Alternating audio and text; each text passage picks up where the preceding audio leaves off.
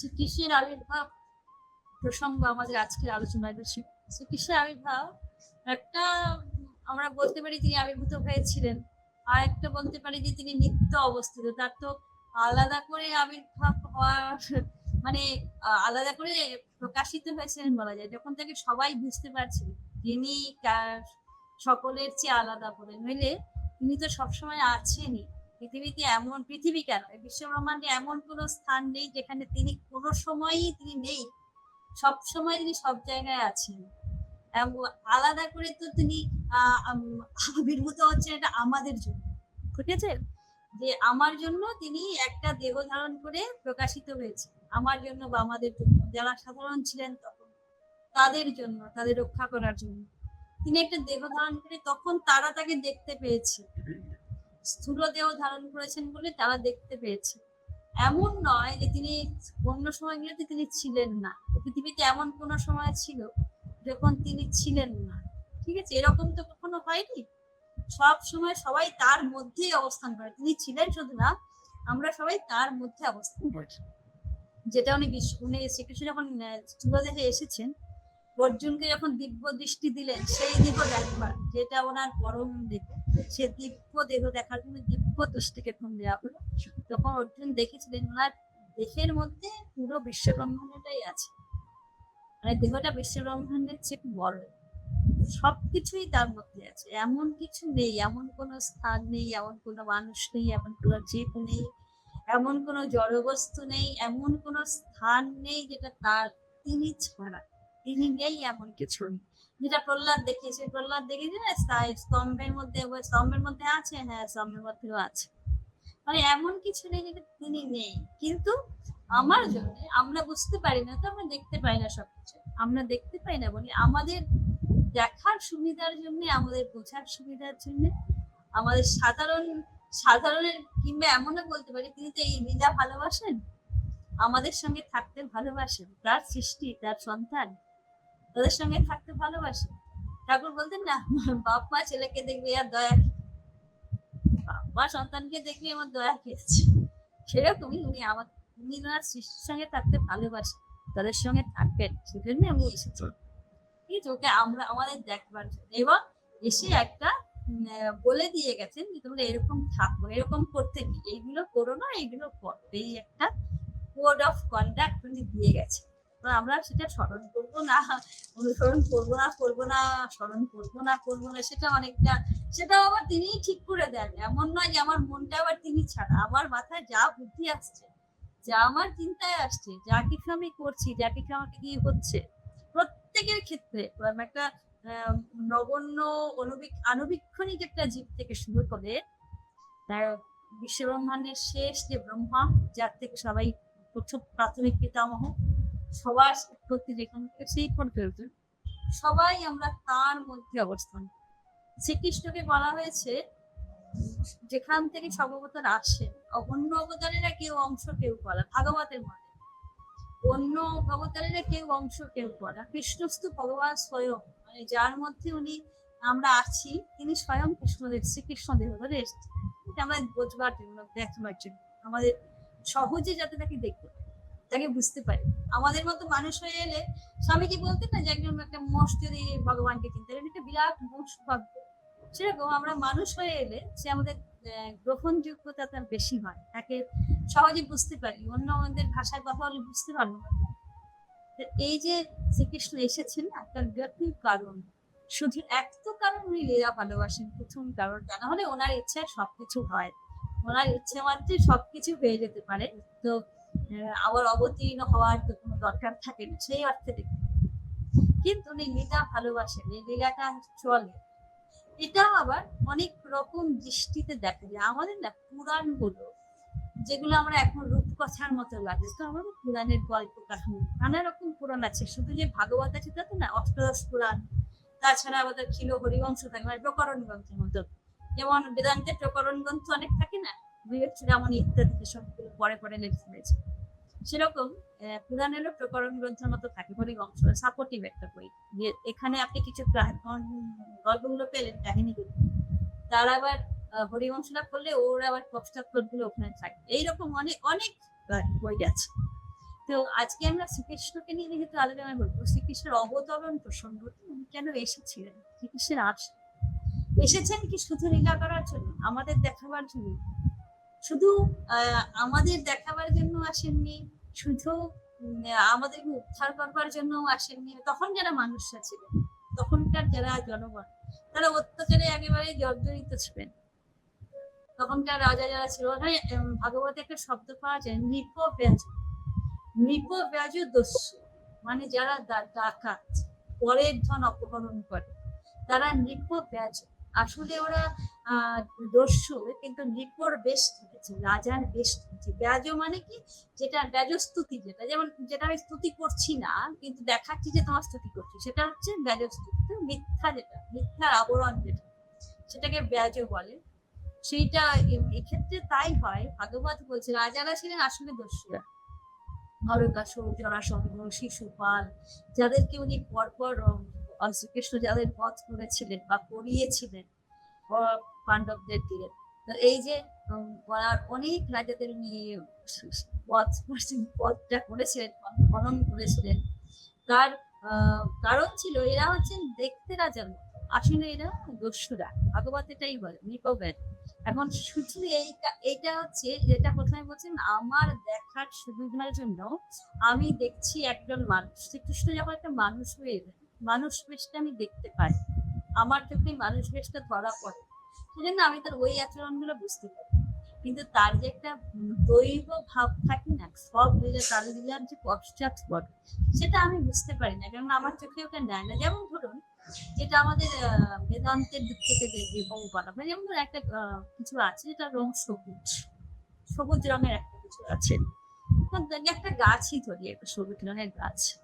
আমি দিনের বেলাটাকে সবুজ দেখি, আমার চোখে যেরকম যন্ত্রটা সেট করা আছে, ওই গাছটাকে সবুজ দেখতে না, ঠিক আছে? যেমন মনে করুন রাত্রি বেলায় গাছটা তো সবুজই থাকে, আলো পড়ছে, অন্ধকার, আমি ওকে দেখতেই পাই না, আমি পুরো কালো দেখছি, অন্ধকার দেখছি। একটা পেঁচা কিন্তু আবার ওই অন্ধকারের মধ্যেই দেখছে, ওর চোখের যন্ত্রটা এমন যে ওই অন্ধকারের মধ্যে ও ঠিক ঠিক দেখতে পায় কি আছে, আলো জ্বেলে দিলে ও কিছুই দেখতে পায় না, সূর্য উঠে গেলেও কিছুই দেখতে পায়। তো যে দেখছে এবং সে যা দিয়ে দেখছে, যন্ত্রটা, দ্রষ্টা আর তার দেখার যে যন্ত্রটা, দৃশ্য, তার কাছে সেই দৃশ্যটা ফুটে, সে দেখে যেটা, তার দৃষ্টি যন্ত্র আর দ্রষ্টা, এই দুটোর উপর নির্ভর করে সে দেখতে হবে। আমি একরকম দেখলাম, আমি দেখছি আমার কাছে এটা একটা লাল দেখাচ্ছে, একটা টেবিল ক্লথ আছে, এটা লাল রঙের। আর এখন মনে করে একটা বিড়াল বসে আছে, ও কি ওটাকে লাল দেখে? একজন কালার ব্ল্যান্ড লোক বসে আছে, সে কি ওটাকে লাল দেখে? আবার এমনও বলা যেতে পারে, এই লালটা আমি যেমন দেখছি, হয়তো আমারই পাশে আরেকজন সে ঠিক ওই রকম দেখছে। বা আমাদের নিজেদেরও বলা যায়, ছোটবেলায় যেমন দেখি, আস্তে আস্তে চোখের দৃষ্টি পাল্টে যাচ্ছে, বয়সের সঙ্গে সঙ্গে প্রাপ্ত নানা রকম দেখছে। ঠিক সেই রকমই এই পুরাণ কাটে না, এইগুলো বেদান্ত বলে দৃশ্যবিবেক, যে তুমি দেখছো এই সৃষ্টিটা বিরাট একটা আছে, আসলে এটা কিছু নয়। যেদিন তোমার জ্ঞান হবে, সেদিন দেখবে এটা স্বপ্নবাদ, এটা কিছুই নেই কিছু নেইটাকে নিয়েই তুমি চিন্তা করছো। এভাবে বেদান্তে করা হয় জাগ্রত স্বপ্ন, আসলে কিছু নেই না, তুমি ঘুমিয়ে আছো, তোমার জ্ঞান নেই, তোমার বেদান্তের জ্ঞান হয়নি, অনুভবে আসেনি, পড়তে পারবে, লেকচারিং হতে পারে, কিন্তু তোমার অনুভবে যেদিন আসবে সেদিন দেখবে জগৎ নেই, তিনিও যে তুমিও সে, বিশ্বব্রহ্মাণ্ড সবই এক, কারোর জন্মও হচ্ছে না, কেউ মরছেও না, এগুলো তোমার অনুভবে আসবে। তোমার আমাদের অনুভবে এখনো আসেনি, এই অবস্থা এখনো যায়নি, এটা বেদান্তে আছে। আর পুরাণকার এই জিনিসটাকে গল্পের আকারে বলে, যেহেতু পুরাণটা না সবার জন্য। আপনারা জানবেন যে যখন বেদান্ত লেখা হয়েছিল, ওখান থেকে দুজনকে বঞ্চিত করা হয়েছিল, একজন হচ্ছে শূদ্ররা আর একজন হচ্ছে নারীরা। শূদ্রও শুধু না, যারা অন্তজ, যারা মিশ্র, ঠিক আছে, যারা ব্রাহ্মণ, ক্ষত্রিয়, বৈশ্য, চারটে প্রধান বর্ণ, এই চারটে বর্ণের মধ্যে যদি একটা অসম মিশ্রণ হয়, সেই মিশ্রিত শঙ্কর জাতি যারা, তারাও বেদ অধিকারী ছিলেন না, যারা শূদ্র তারা অধিকারী ছিলেন না, আর স্ত্রীলোকের অধিকারী ছিলেন, বেদ পাঠ করতেন। তো তাদের জন্য পুরুষরাই নিয়ম করেছিল, তো তুই বেদপাত কেউ করবে, এরা করবে না, বেশিরা নিয়ম করেছিল। তো তাদের জন্য না পুরাণটা লেখা, তাদেরকে অজ্ঞান করে রাখাটা উদ্দেশ্য ছিল না, তো তারা কিছু জানবে না এটা উদ্দেশ্য, তারা অন্য ভাবে জানবে, তাদেরকে অন্য ভাবে বলা হবে, তাদের মতো তাদেরকে তাদের পক্ষে গ্রহণযোগ্য করে বলা হবে। সেজন্য পুরাণ এলো। এই পুরাণের মধ্যে ঠিক এই জিনিসটাই আছে, যেটা আমরা কৃষ্ণলীলায় খুব ভালো করে দেখি। কৃষ্ণলীলা প্রসঙ্গে অনেক বেশি পাওয়া যায়। রাম অবতারের যে সব যতজনকে তিনি বধ করেছেন, সবার কিন্তু আগেকার কাহিনী এত পাওয়া যায়। কৃষ্ণলীলা যতজন তিনি বধ করেছিলেন বা করিয়েছেন, তাদের অধিকাংশেরই একটা প্রাক জীবন আছে, মানে কেউ সেই জীবনেই অন্যরকম আগে ছিলেন, আবার কারোর আগের কার জন্য পূর্বজন্ম, সেইগুলোর কাহিনী বহু পাওয়া যায় পুরাণে। তো এই যে আমরা আজকে আলোচনা করব কৃষ্ণের জন্ম, তো শ্রীকৃষ্ণের জন্ম, এর যে প্রধান এবং প্রথম কারণ প্রত্যক্ষ তো আমরা যেটা দেখেছি, সেটা হচ্ছে কংসবধের জন্য এসেছে, কংসবধের জন্য এসেছে।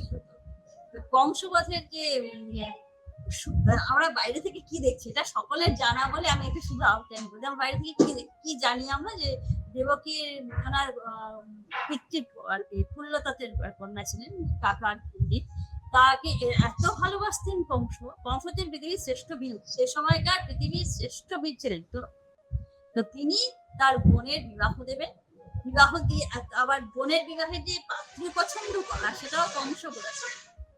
কংস হচ্ছেন দাদা, বোনের দাদা, বোনকে খুব ভালোবাসতেন, এরকমই লিখেছে ভাগবতে। বোন ভীষণ প্রিয়, দাদা ও সাংঘাতিক বীর, দাদার বীরত্বে যে একেবারে দেবতারা উদ্ব্যস্ত হয়ে গেছে। এরকম বর্ণনাগুলো এখন কংসকে দেখলে মুক্ত কচ্ছ হয়ে দেবতারা দৌড়ায়, এবারে ওর সামনে দাঁড়ায় না। সেই কংস তার বোনকে এত ভালোবাসতেন যে দেবকী বিবাহ ঠিক ছিলেন বসুদেবের সঙ্গে। এই যে বসুদেবের সম্পর্কে বলা হয় যে সত্যবাদী, জিতেন্দ্রীয়, ধার্মিক, প্রধান। ঠিক আছে, এই পাত্রটিকে পছন্দ করেছিলেন কংস, যার তুল্য বীর ত্রিভুবনে নেই, যার ত্রিশূলের সামনে দাঁড়াতে পারে এমন বীর তখনকার পৃথিবীতে কেউ ছিল না। সে একটি পাত্র পছন্দ করলো যার সম্বন্ধে কোথাও একটা ধনুক ধরেছিল বলে কোথাও উল্লেখ, মানে বীরত্বের কোনো প্রসঙ্গ নেই পুরো কোথাও।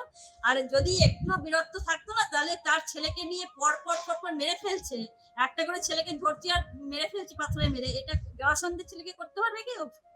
যদি তার বীরত্ব থাকে, সে বাধা পর্যন্ত একটা পায়নি। এই গাছ যখন পড়েছে জানো না, এই যে বসুদেবের যে প্রধান গুরু হচ্ছে উনি সত্যবাদী, জিতেন।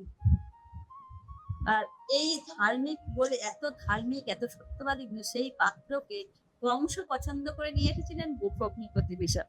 মানে কংসের রুচিটা কত সুন্দর ছিল, খারাপ ছিল না, খারাপ লোক। ঠিক আছে, তো এই কংস যখন তাকে বধ করার প্রয়োজন, এবং তাকে বধ করবার জন্যই প্রাথমিকভাবে আপাত দৃষ্টিতে কংসকে বধ করার জন্য এসেছে, তাই না?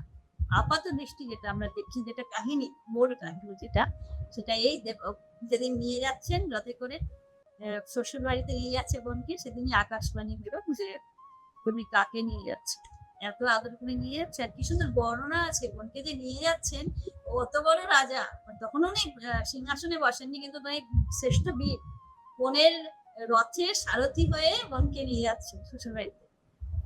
কতটা ভালোবাসে এরকম করবে। আর কত বর্ণনা গুলো যে আছে, কত হাতি ঘোড়া দাস দাসী, কত অলংকার, কত কিছু দিয়ে বোনকে দিয়েছে, আর নিজে বোনের রথে সারথি। ঠিক আছে, এতটা যার সদয় ভাব, এতটা যার ভালোবাসা, সে একটা আকাশবাণী শুনলেন যে বলবো যে তোমার বোনের অষ্টকর্ম সন্তান, এটা বলার সঙ্গে সঙ্গে মানে ওনার মুহূর্তের মধ্যে সব পরিবর্তন, এত ভালোবাসা কোথায় গেল।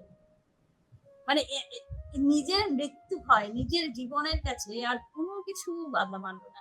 ঠিক এই যে মানে একটা আসুরি প্রবৃত্তি না, এইটাই তো আসলে জানে, আমার চেয়ে বেশি আর কেউ নেই, আমি হচ্ছি প্রধান, আমাকে সব দিক থেকে প্রোটেকশন, সব দিক থেকে ভালো করে আগলে রাখতে হবে, তারপরে আমি ভালোবাসবো রাখার মতো, আমার জন্য এতটুকু ক্ষতি না।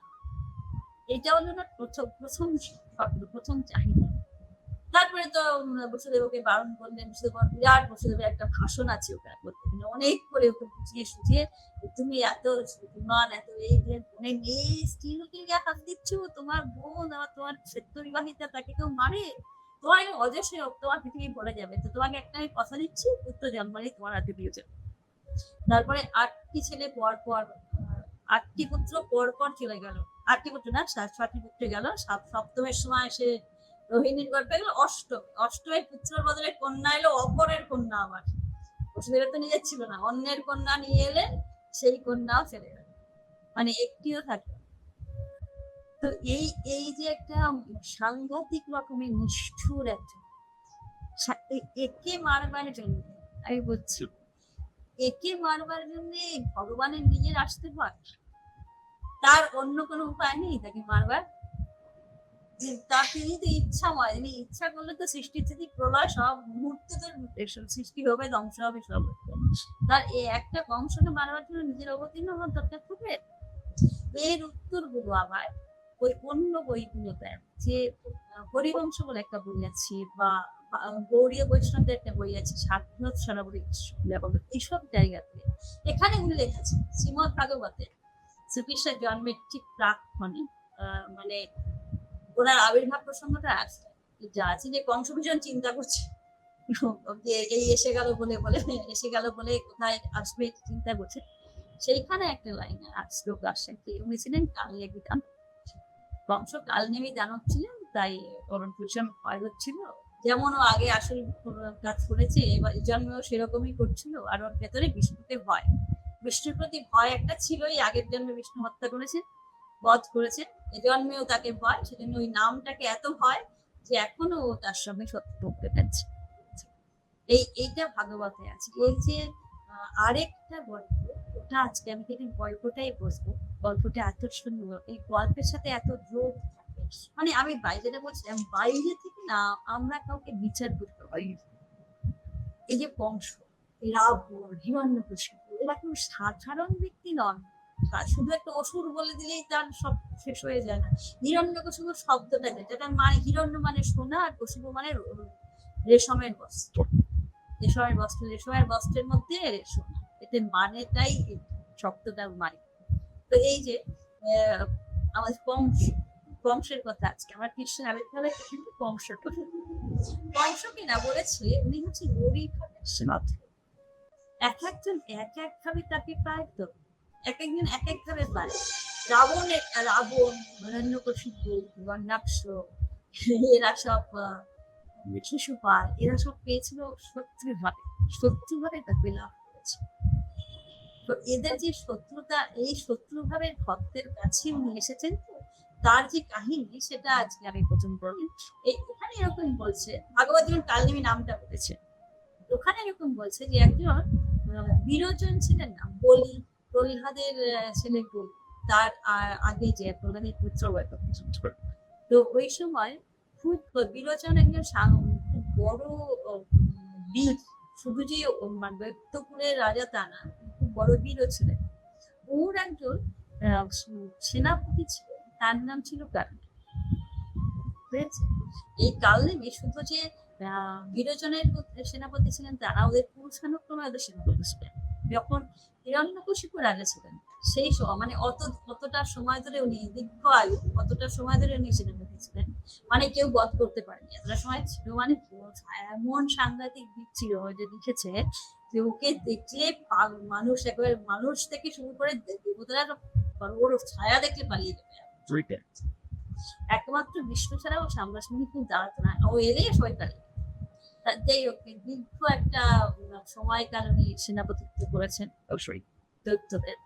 তার মধ্যে একবার এইখানে গল্পটা শুরু হয়, এই গল্পের না মানে অনেক দূরে একটা ঘটনার সামনে থেকে আমি দেখছি এটা সবুজ রঙের একটা কার্পেট, অন্য কিছু যন্ত্র দিয়ে যখন তুমি তার পিছনটা যখন দেখবে তখন সবুজ নাও, সামনে থেকে আমি দেখছি একটা দুর্দান্ত সুর, একটার পর একটা ভাই বোনের সন্তান ভাগ্নেদের সব বধ করছে, একেবারে সদ্যজাত, কিন্তু এটাই যে পশ্চাৎ কাহিনী যেটা দিয়েছে সেটা তো মানে একেবারে আলাদা। সেই কাহিনীটা আজকে এখানে বলি। মানে বেদান্তটাকে অন্য ভাবে দেওয়া, একটা গল্পের মতো করে দেওয়া। ওখানে বলছে এই কালনেমি ওনার সঠিক যে ছটি দেবকী ছটি কি মেরেছিল না, প্রথম ছটাকে মেরেছিল, পরের দুটোকে মারে। প্রথম কালনেমি ছটি পুত্র ছিল। এই ছয় পুত্রের ওরাও খুব ভালো ছিলেন। কালনেমি অসুর হলে কি হবে, মানে অসুর তো সবাই ছিল জাতিগত ভাবে, কিন্তু ওরা ধারণা তপস্যা পারে না। একবার এরকম হয়েছিল, হিরণ্যকশিপু প্রায় তপস্যা করতে যেতেন তো, শিবের তপস্যা, ব্রহ্মা তপস্যা, নানা রকম বর। একবার হিরণ্যকশিপু এরকম তপস্যায় গেছেন দীর্ঘকাল। তো সেই সময় এই যে বিরোচনের ছটি ছেলে, এরাও তপস্যা করায়। এরা থাকতে হিরণ্যকশিপু রাজ্যে কিন্তু তপস্যা করতে গিয়েছিল। তবে দীর্ঘকাল পরে, ওদেরও তো দুজনের দীর্ঘকাল লেগেছে তপস্যা। যখন ফিরে এসেছেন তার আগেই হিরণ্যকশিপু এসে গেছেন রাজ্যে ফিরে। তো উনি ফিরে এসে দেখেছেন এই ছোট ছেলে নেই।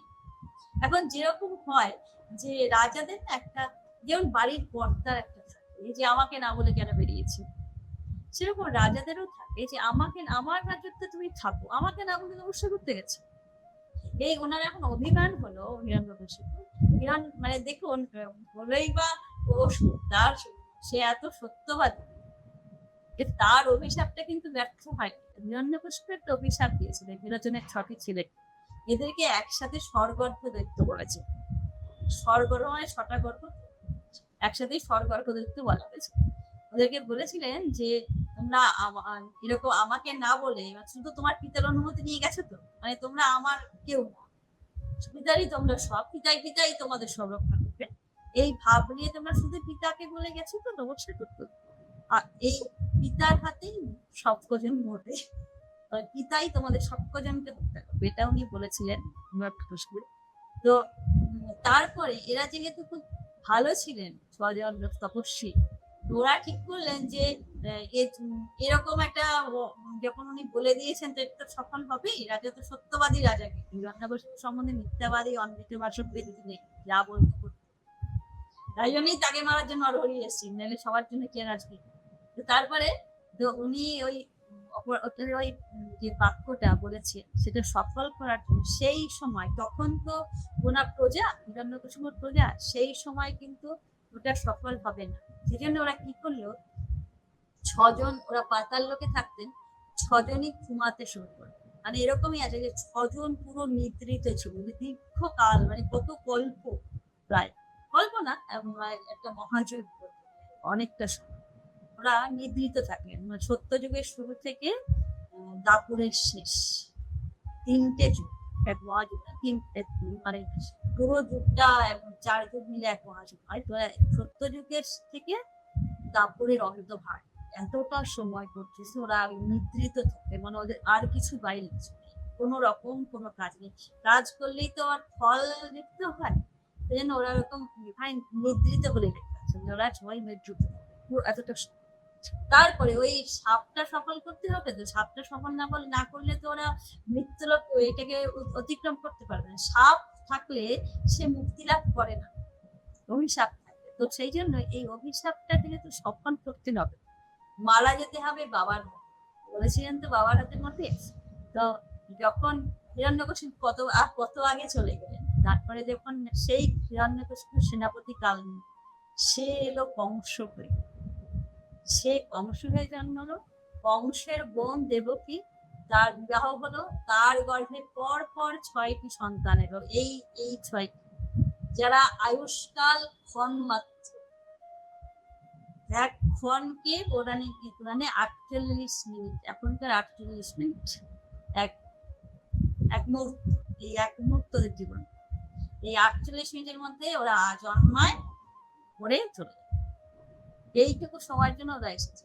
তো যখন আমরা এই দিক থেকে তাদের দেখবো, তখন তো মানে এটা একটা, মানে অন্য শুধু কংস করছেন বলাই যায় না, তাই না?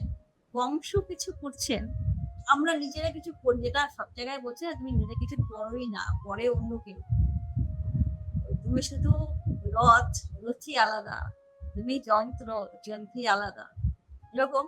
এই অভিশাপ বাক্যটা সফল করতে হবে। হিরণ্যকশিপু কোনো দেশের লোক তো নয়, নারায়ণের প্রভারী, তার বাড়ি ছিলেন বিজয়, তার জয় বিজয়, তাদের দুই ভাই হয়ে পরে এলো হিরণ্যক হিরণ্যক, তাদের অভিশাপ বাক্য সফল করার জন্য এই কালনি নিয়ে বংশ, আর তার হাতে তারই ছোট যারা এখন মনে করুন একটা এমন একজন কেউ যে পুরো সবটা একসাথে দেখতে পাচ্ছে, মানে ওই টুকটাও দেখতে পাচ্ছে, এই যেটা ঋষিদের ক্ষেত্রে বলা হচ্ছে ত্রিকালদর্শী। ওই জন্য তিনটে কাল যখন তুমি একসাথে দেখছো তখন তোমার পক্ষে না কেউ এ ভালো মন্দ খারাপ ও এই জিনিসটা তাদের মধ্যে আসেই। যার জন্য যখন পুরাণ লিখেছেন তিনি যে সহমর্মিতা দিয়ে অন্য চরিত্রগুলোকে লিখেছেন ঠিক সেই সহমর্মিতা দিয়ে তিনি কর্ণকে এঁকেছেন, ঠিক সেই সমবেদনা নিয়ে কংসকে এঁকেছেন, সেই রকম ভাবে অন্য সব অসুবিধে লিখেছেন। প্রত্যেকটি চরিত্রের পিছনে একটা পশ্চাৎপদ দেওয়া আছে, কেন তাকে নারায়ণ মেরেছেন, কেন তাকে গুণী হত্যা করেছেন, এইভাবে এগুলোকে দেওয়া হয়েছে যে তুই তারা পুরোটা দেখতে পায়। কাল এক একটা কালকে আলাদা আলাদা করে দেখে, যে ওই ত্রেতা যুগে সত্যযুগটাও দেখতে পাচ্ছে, দাপর যুগের অন্তটাও দেখতে পাচ্ছে। তার পক্ষে এই ছেলেগুলো যাদের উনি মারছেন একটা একটা করে, এগুলো সব ওরই ছিল, ওরই পুত্রগুলো। পরপর ওরা আমি সামনে থেকে দেখছি ওদের বধ করছে, আসলে ওদের ওই সাপটা অন্ত হয়ে যাচ্ছে, ওদের সাপান্ত হয়ে এরা মুক্তি এসেছে, যেটার জন্য ওরা এতটা অপেক্ষা করেছেন। কোথায় সত্যযুগ, তারপরে কত যুগ কেটে যায়, দুটো বড় যুগ কেটে গেল, কত লক্ষ লক্ষ বছর, 32 লক্ষ বোঝায় করতে আরো বেশি। এই দীর্ঘ দীর্ঘ সময় ওরা অপেক্ষা করেছে এই সময়ের পরে ওদের মার কবে ওর হাতে ওরা মানুষ একটু দিয়ে ওরা এই ভিডিওটা ছাড়ে। তো এইটা ছিল হলো বংশের অত্যাচারের পেছনে। আরেকটা এই যে সাংঘাতিক একজন বংশের মতো একজন মহাবীর, তো তাকে শ্রীকৃষ্ণ বধ করেছিলেন। তো ওটা এদের যে সাধনা, এটা অরিভাবের সাধনা, অরিভাবের সাধনা সাধারণের জন্য কিন্তু এও বারবার আছে। সাধারণ লোকের জন্য ওই শান্তদাস্য সখ্য বাৎস, মধুর আর অরিভাব, মধুর ভাব অরিভাব, এই দুটো অসাধারণদের জন্য রাখা। মধুর ভাবের মধ্যে সবচেয়ে সুন্দর, আর এটা হচ্ছে সবচেয়ে বিপদ, সবচেয়ে কঠিন পথ। অরিভাব যেমন সবচেয়ে কঠিন পথ, তেমন সবচেয়ে দ্রুত ফলদায়ক। যারা ভাগবতে দেখবেন একটা কথা আছে যে শ্রীকৃষ্ণ জন্মাবার আগে আমরা একজন ভক্তকে কেমন দেখি, সে নিয়ত ভগবান ছাড়া সে কিছু জানে না, সে শুধু তার নাম, সে যখন মানে ঠাকুরের যেমন তার মা ছাড়া কিছু নেই, আর কিছু আমি বলে কিছু নেই, সেই রকম বংশের একটা বর্ণনা দিয়েছে যে যেমন খায় প্রথমটা এরকম আসীন, যখন বসে আছে, যখন পর্যটন করছে, যখন সন্ধ্যা খাচ্ছে, যখন উনি মানে এগুলো আছে আসীন পর্যটন, আসীন বসে আছে, ঘুমাচ্ছে, স্বপ্ন দেখছে, পর্যটন করছে, সবসময় চিন্তা ঋষিকেশ, এক চিন্তাটা শুধু কৃষ্ণ। আবার শব্দটাও ঋষিকেশ আছে, ঋষিকেশ মানে হচ্ছে যিনি ইন্দ্রিয় গতিপতি, চিন্তায়ন ঋষিকেশ অবসান তন্ময়ম জগৎ। ও এইরকম দেখছিলেন উনি যখন কৃষ্ণের আবির্ভাবের কথা শুনেছেন, যখন সপ্তম গর্ভ হয়ে মানে সপ্তমটা দেখা গেল যে নেই, সপ্তমটা তো গর্ভপাত হয়ে গেল, অষ্টম আসবে, সেই সময় বংশের মনের বর্ণনা দেওয়া হচ্ছে, বংশের মনের বর্ণনা দিচ্ছে ঋষি, যে সে তার অবসান তন্ময় চিন্তা না ঋষিকে শোনার চিন্তার মধ্যে আছে।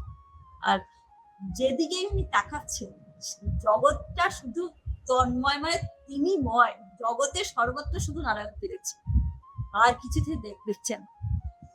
মৃত্যু ভয় মানুষের এমন, ওরা দেখো যে এত ভালো ছিল, বংশের আরো কিন্তু একটা পশ্চাৎপদ আছে, মানে এই চরিত্রগুলোকে এত সুন্দর এত সহমর্মিতা দিয়ে দেখা হয়েছে না, এমন নয় এদেরকে দুষ্টু একটা খারাপ খলনায়ক করে খুব খারাপ, শুধুই খারাপ গুণ বলা। স্বামীজির একটা আছে, স্বামীজি বলছেন যে প্রত্যেকজন সাধুর একটা পিছন আছে, প্রত্যেক বিষ্ণুর একটা আগামী দিন আছে, all Saint had a past, all Sinners had future, প্রত্যেকের একটা ফিউচার আছে, প্রত্যেকটা সারা সেইন্টের একটা পাস্ট আছে। সেরকম এই আমাদের যে কমেন্ট শো এর যে এর একটা না আরো বংশ জন্মেই ওনার একটা পশ্চাৎপদ আছে, সেটাও এক্ষেত্রে খুবই একটা দরকারি, মানে উনি না প্রথম থেকে আসুরি ভাবাপন্ন ছিলেন, এরকম নেই তো।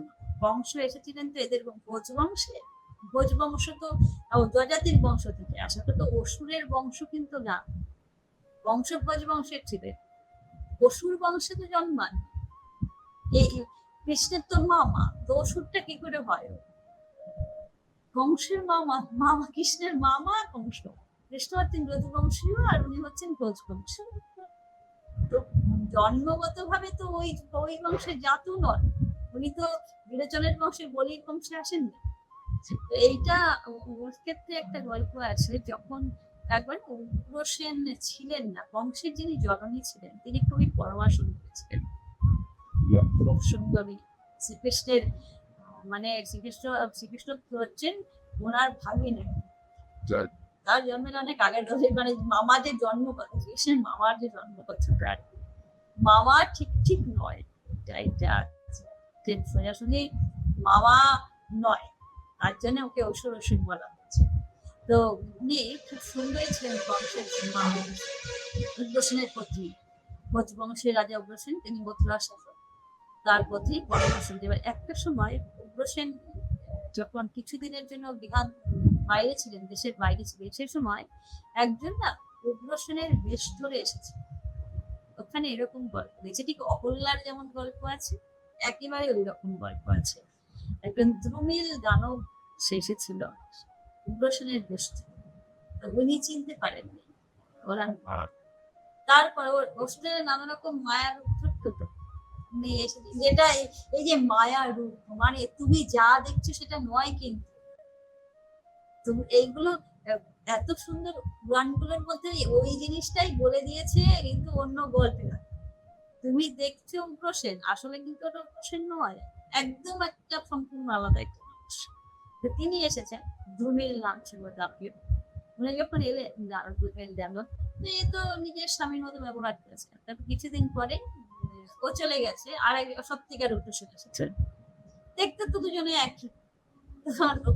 তিনি রাজা উগ্রসেন, তিনি বুঝতে পারলেন, উনি বুঝে কিন্তু কোন রকম অন্য আচরণ করেন। উনি যখন জন্মালেন বংশ, তাকে নিজের পুত্র, কৃষ্ণ পুত্র হিসেবেই নিয়ে নিলেন, মেয়ে বন্ধুদের, আর এই নিয়ে কোনো প্রসঙ্গই নেই। কিন্তু কিছুকাল পরে কংস কোনোভাবে জানতে পেরেছিল, যখন উনি জানতে পারলেন না, তখন থেকে আসুরি প্রবৃত্তিগুলো বেশি যায়, জেগে উঠল। যেমন আমাদের কর্ণ যতদিন পর্যন্ত না জেনেছে যে কুন্তির ছেলে, ততদিন পর্যন্ত ওর ব্যবহার দেখুন, কত উগ্রতা, দ্রৌপদীর ওই অপমানের সময় ওর কত কত রকম খারাপ কথা মুখ থেকে বার করলো। সেই কর্ণে যখন জানলেন যে ওনার উনি ক্ষত্রিয়, কুন্তির পুত্র, তখন তারপর থেকে কর্ণের ব্যবহার থেকে ওখানে আর কোনো রকম কিছু নেই, একদম শ্রেষ্ঠ। ঠিক সেইটা এর ক্ষেত্রে ঠিক বিপরীত হলো, আগে ছিল ভালো, পরে যখন নিজেকে অসুর বলে জানলো, তখন মানে ব্যবহারটা উঠল। তো এই যে একটা মানুষের মনের পরিবর্তন হয়ে যায়, তারপর ওরা চারপাশে অসুর নিয়ে এসে দিল, যত বন্ধু বান্ধব সব এরা ওই রকমই ভাবাপন্ন হয়েছে।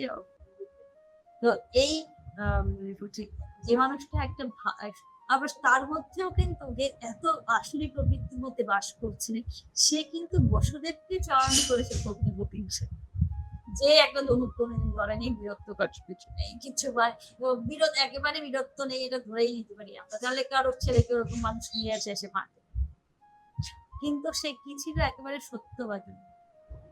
কৃষ্ণের জন্মের প্রাককালে যে ঘটনা, উনি প্রথম মানে ওই বিবাহ করে নিয়ে যাওয়ার সময়, আকাশবাণীর সময় ও মারতে গেছিল না কংস, তখন বসুদেব বললেন যে তুমি মেরো না, আমি প্রত্যেকটি পুত্র তোমাকে এনে দেব।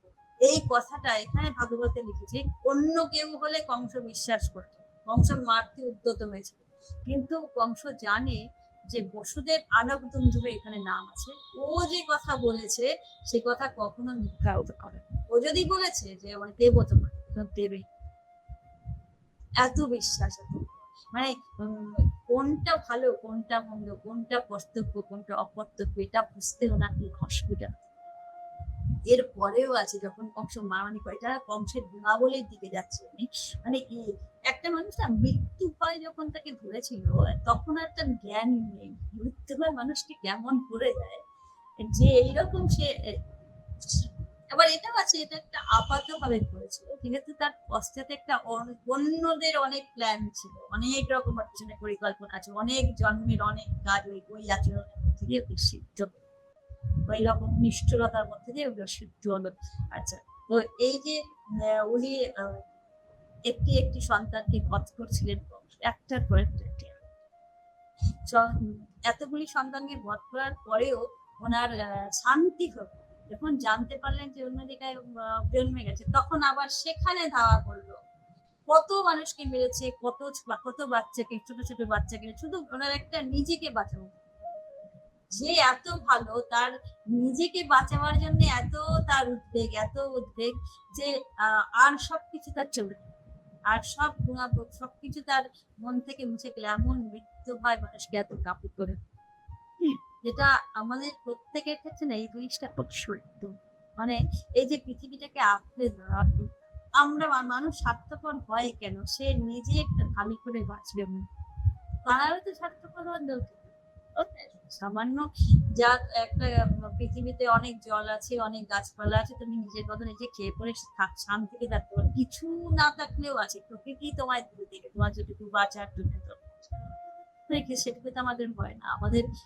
নিজেকে একটা সবসময় একটু ভালো রাখার আমরা চেষ্টা করি। ইনি একটু উগ্র, এর রাজা ছিলেন, তারপরে এত বড় বীর ছিলেন, সব শরীরে এত শক্তি ছিল, আরো ভালো করে থাকবে এই, আর যা হচ্ছে পৃথিবীতে যা হচ্ছে, কত ছেলেকে মেরেছে, যত বাচ্চা জন্মেছিল ওই একই সময় সবাইকে মেরে ফেলেছিল, কিন্তু একটাই তার উদ্দেশ্য, একটা আমি নিজে কারো করবো, এই এখন যিনি ভগবান নারায়ণ, তার তো এও সন্তান, যেটা বলছিলাম শুরুতে যে গীতায় যেটা উনি বলেছেন, সবাই তো তার মধ্যেই বাসে, তো এটা একটা ভালো লোক, বেসিক্যালিও ভালো অনেক, আর এছাড়া না মারা ধরা হয়ে গেছে, শেষ পর্যন্ত কেউ অষ্টম গল্পটা জন্মেই গেল কোথাও, এটা যখন উনি জানতে পারলেন, তখন একটা লম্বা ক্ষমা চাওয়া আছে, দেবকী বসুদেবের কাছে সে ক্ষমা চেয়েছে, যে আমি এত বড় একটা এরকম একটি কাজ করেছি, আমার ক্ষমা চাইবার নেই, এগুলো এসে বলছেন বসুদেবকে দুজনের কাছে, আবার সেখানে এটাও আছে ওরা ক্ষমা করলেন, বলছে আমি যা অন্যায় করেছি, আমি একটা রাজা হয়ে আমি যা অন্যায় করেছি তার কোনো ক্ষমা হয় না, বা যখন সপ্তম গর্ভ হয়ে গেল না, গর্ভপাত হয়ে গেল, তখন একবার ওনার মাথায় এলো যে আমি এখন দেবকীকে হত্যা করেছি, যদি আমি কারাগারে ওকে হত্যা করে ফেলি আর অষ্টম গর্ভ আসলো, তখন আবার ওনার মনের মধ্যে চিন্তা উঠলো যে আমি তো রাজা হয়ে আমি স্ত্রী বধ করবো, নিজের বোনকে বধ করবো, তাহলে আমার দেখা দেখি তো সবাই এরকম করবে, এত বড় একটা অন্যায় কাজ আমি করি, এই যে ভেতরে একটা বিরাট সৎ ভাব আছে, তো আর একটা এত বড় বীর এমনি এমনি না, তাদের শরীরেও কম শক্তি থাকে, একটা রাজ্য চালানো সোজা কথা, এত বড় একটা রাজ্যের রাজা, তো সে যেমন শরীরে বীর, অথচ নিপব্যাজ করেছে দোষ, মানে শারীরিক শক্তিটা ওনার নিয়ন্ত্রণের বাইরে চলে গিয়েছে, এত বেশি হয়ে গেছে, যেহেতু আসলে প্রবৃত্তিটা বেড়ে গেছে, একে বধ করার জন্য ধারণ এসেছিলেন, এখন যেটা ওইভাবে সাধনা বলছে, এরা না কেউ সাধারণ ব্যক্তি নয়, আমি হাজারটা অপরাধ করলেও আমাকে বধ করার জন্য নারায়ণ আসবেন, একে নেওয়ার জন্য এসেছে, যেমন রাবণকে নেওয়ার জন্য এসেছে রাম, তেমনি কংসকে নেওয়া, কংস যখন মানে নিরন্তর এত খারাপ কাজগুলো করছেন, তার মধ্যে যেটা বলছিলাম যে চিন্তান ঋষিকেশ সর্বম নয়, চিন্তান ঋষিকেশ অপশ্চান তন্ময়, অপমান দেখেছে, তন্ময় জগৎ দেখেছে, সারা জগতে কৃষ্ণ ছাড়া ও আর কিছু দেখে, ঋষিকেশ ছাড়া আর কিছু দেখতে পাচ্ছে না, এই যে এইরকম ভাব যখন এলো, এটা হলো সপ্তমের পরে, মানে প্রথম থেকেই এই ভাবটা আসে, যখন দেখলো যে সটন হয়ে গেছে, সপ্তম তো জন্মায়নি, সবাই দেখলো নেই, ওটাও তো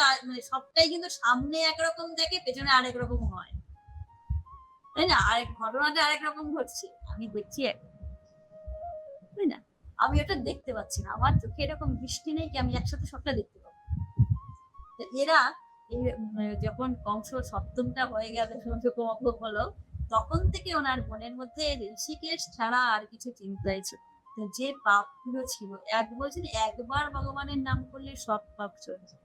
তো যে নিরন্তর তাকে ছাড়া কিছু দেখেন, তাকে ছাড়া কিছু ভাবেন, যেদিকে তাকে তন্ময়ম জগৎ মানে সারা জগৎ শুধু তাকে দেখছে, তিনি ছাড়া কিছু দেখছে না। চিন্তা নেই, সেটা আকর্ষণ তন্ময় খাচ্ছে আর খাচ্ছেন, বসে আছেন, ভ্রমণ করছেন, সব কোনো কিছু ওনার কিছু দেখছেনই না, আর কিছু উনি দেখছেন, শুধু সব জায়গায় ঋষিকেশকে দেখছেন।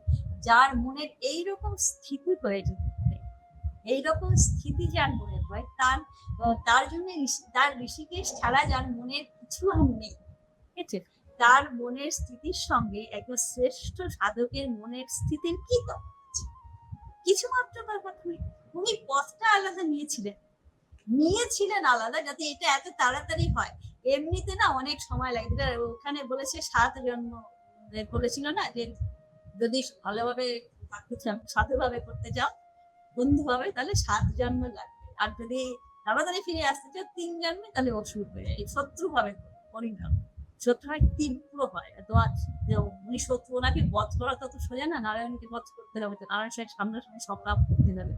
এই সর্বক্ষণের মধ্যে নারায়ণ শত্রু হয়, নারায়ণ বলে তখন চিন্তা নেই, তখন শুনে কৃষ্ণকে সর্বক্ষণ নারায়ণ জানতেনও, আবার বংশ তো জানতেন, ঋষিকেশ বলে, সেজন্য ঋষিকেশ শব্দ দিয়েছে। ঋষিকেশ মানে যিনি আমার সমস্ত শরীরের সমস্ত ইন্দ্রিয়ের অভিজ্ঞতা, সব জায়গায় সে শুধু তাকে দেখতে, আর চিন্তার মধ্যে আর কেউ নেই। তাহলে পরবর্তী যে কাজ, আমি এটা একটা প্রশ্ন, তো যে এই যে অন্যায়গুলো কাজগুলো করেছে, পুতনাকে আজকে পাঠায়, কালকে চীনাবর্ত পাঠায়, পরের দিন পাঠায়, তো এই ঋষিকেশকে চিন্তা করতে করতে এই কাজগুলো করছে। যার মনের মধ্যে ঋষিকেশ ছাড়া কিছুই নেই, সে এইসব অন্যায় কাজগুলো করে কি করে, তাই না?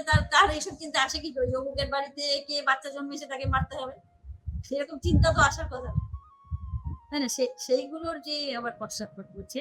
এই যে একজন একজন উনি পাঠাচ্ছেন না, এরা সবাই ওই কালনেমির মতো, কালনেমি স্বর্গর্ভ সন্তানদের মতো, এরা প্রত্যেকে এক একজন অভিশপ্ত, প্রায় জন গন্ধর্ব।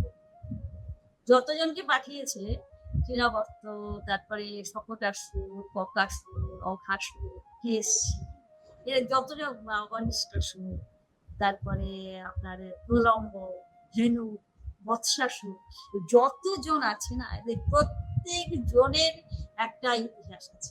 ব্রহ্মবৈবর্ত পুরাণ যেটা, ওটার মধ্যে প্রত্যেক জনের একটা করে কাহিনী, যে ও এই নামে এই গন্ধর্ব ছিল, এই ঋষি দ্বারা এই ঋষি ওকে এই অভিশাপ দিয়েছিলেন, তবু সেজন্য ও একটা ওষুধ দেহ পায়।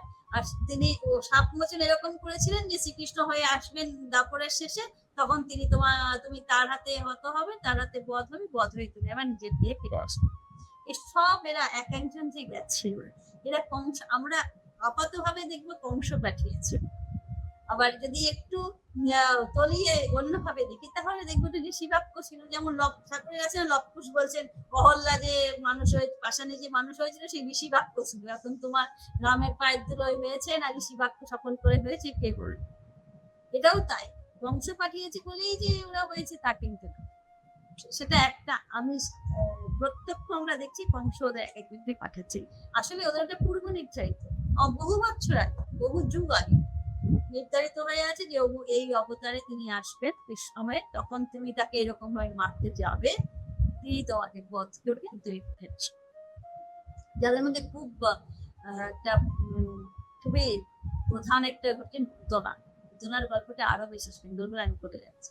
বাকি এরা সকলেই, বেশিরভাগ কেন প্রায় সকলেই, কালীয় দমন ছাড়া, কালীয় পটনাটা ছাড়া বাকি সবাই ওরা গন্ধর্বরা ছিলেন। তাদের যেমন অজমরার্জুন, দুজন কুবেরের 2 পুত্র, নলকুমার 2 ভাই, হ্যাঁ, কুবেরের 2 পুত্র, ওদের 2জনকে উনি গাছ হয়েছিল, অর্জুন গাছ, উনি ওদের ফলটা নিয়ে খেতে, 2জনে পড়ে গেল, দুটো এমনিতে দেখতে গেলে বিরাট 2টো গাছ পড়ে গেল, আসলে ওরা 2জন মুক্ত হয়ে গেল।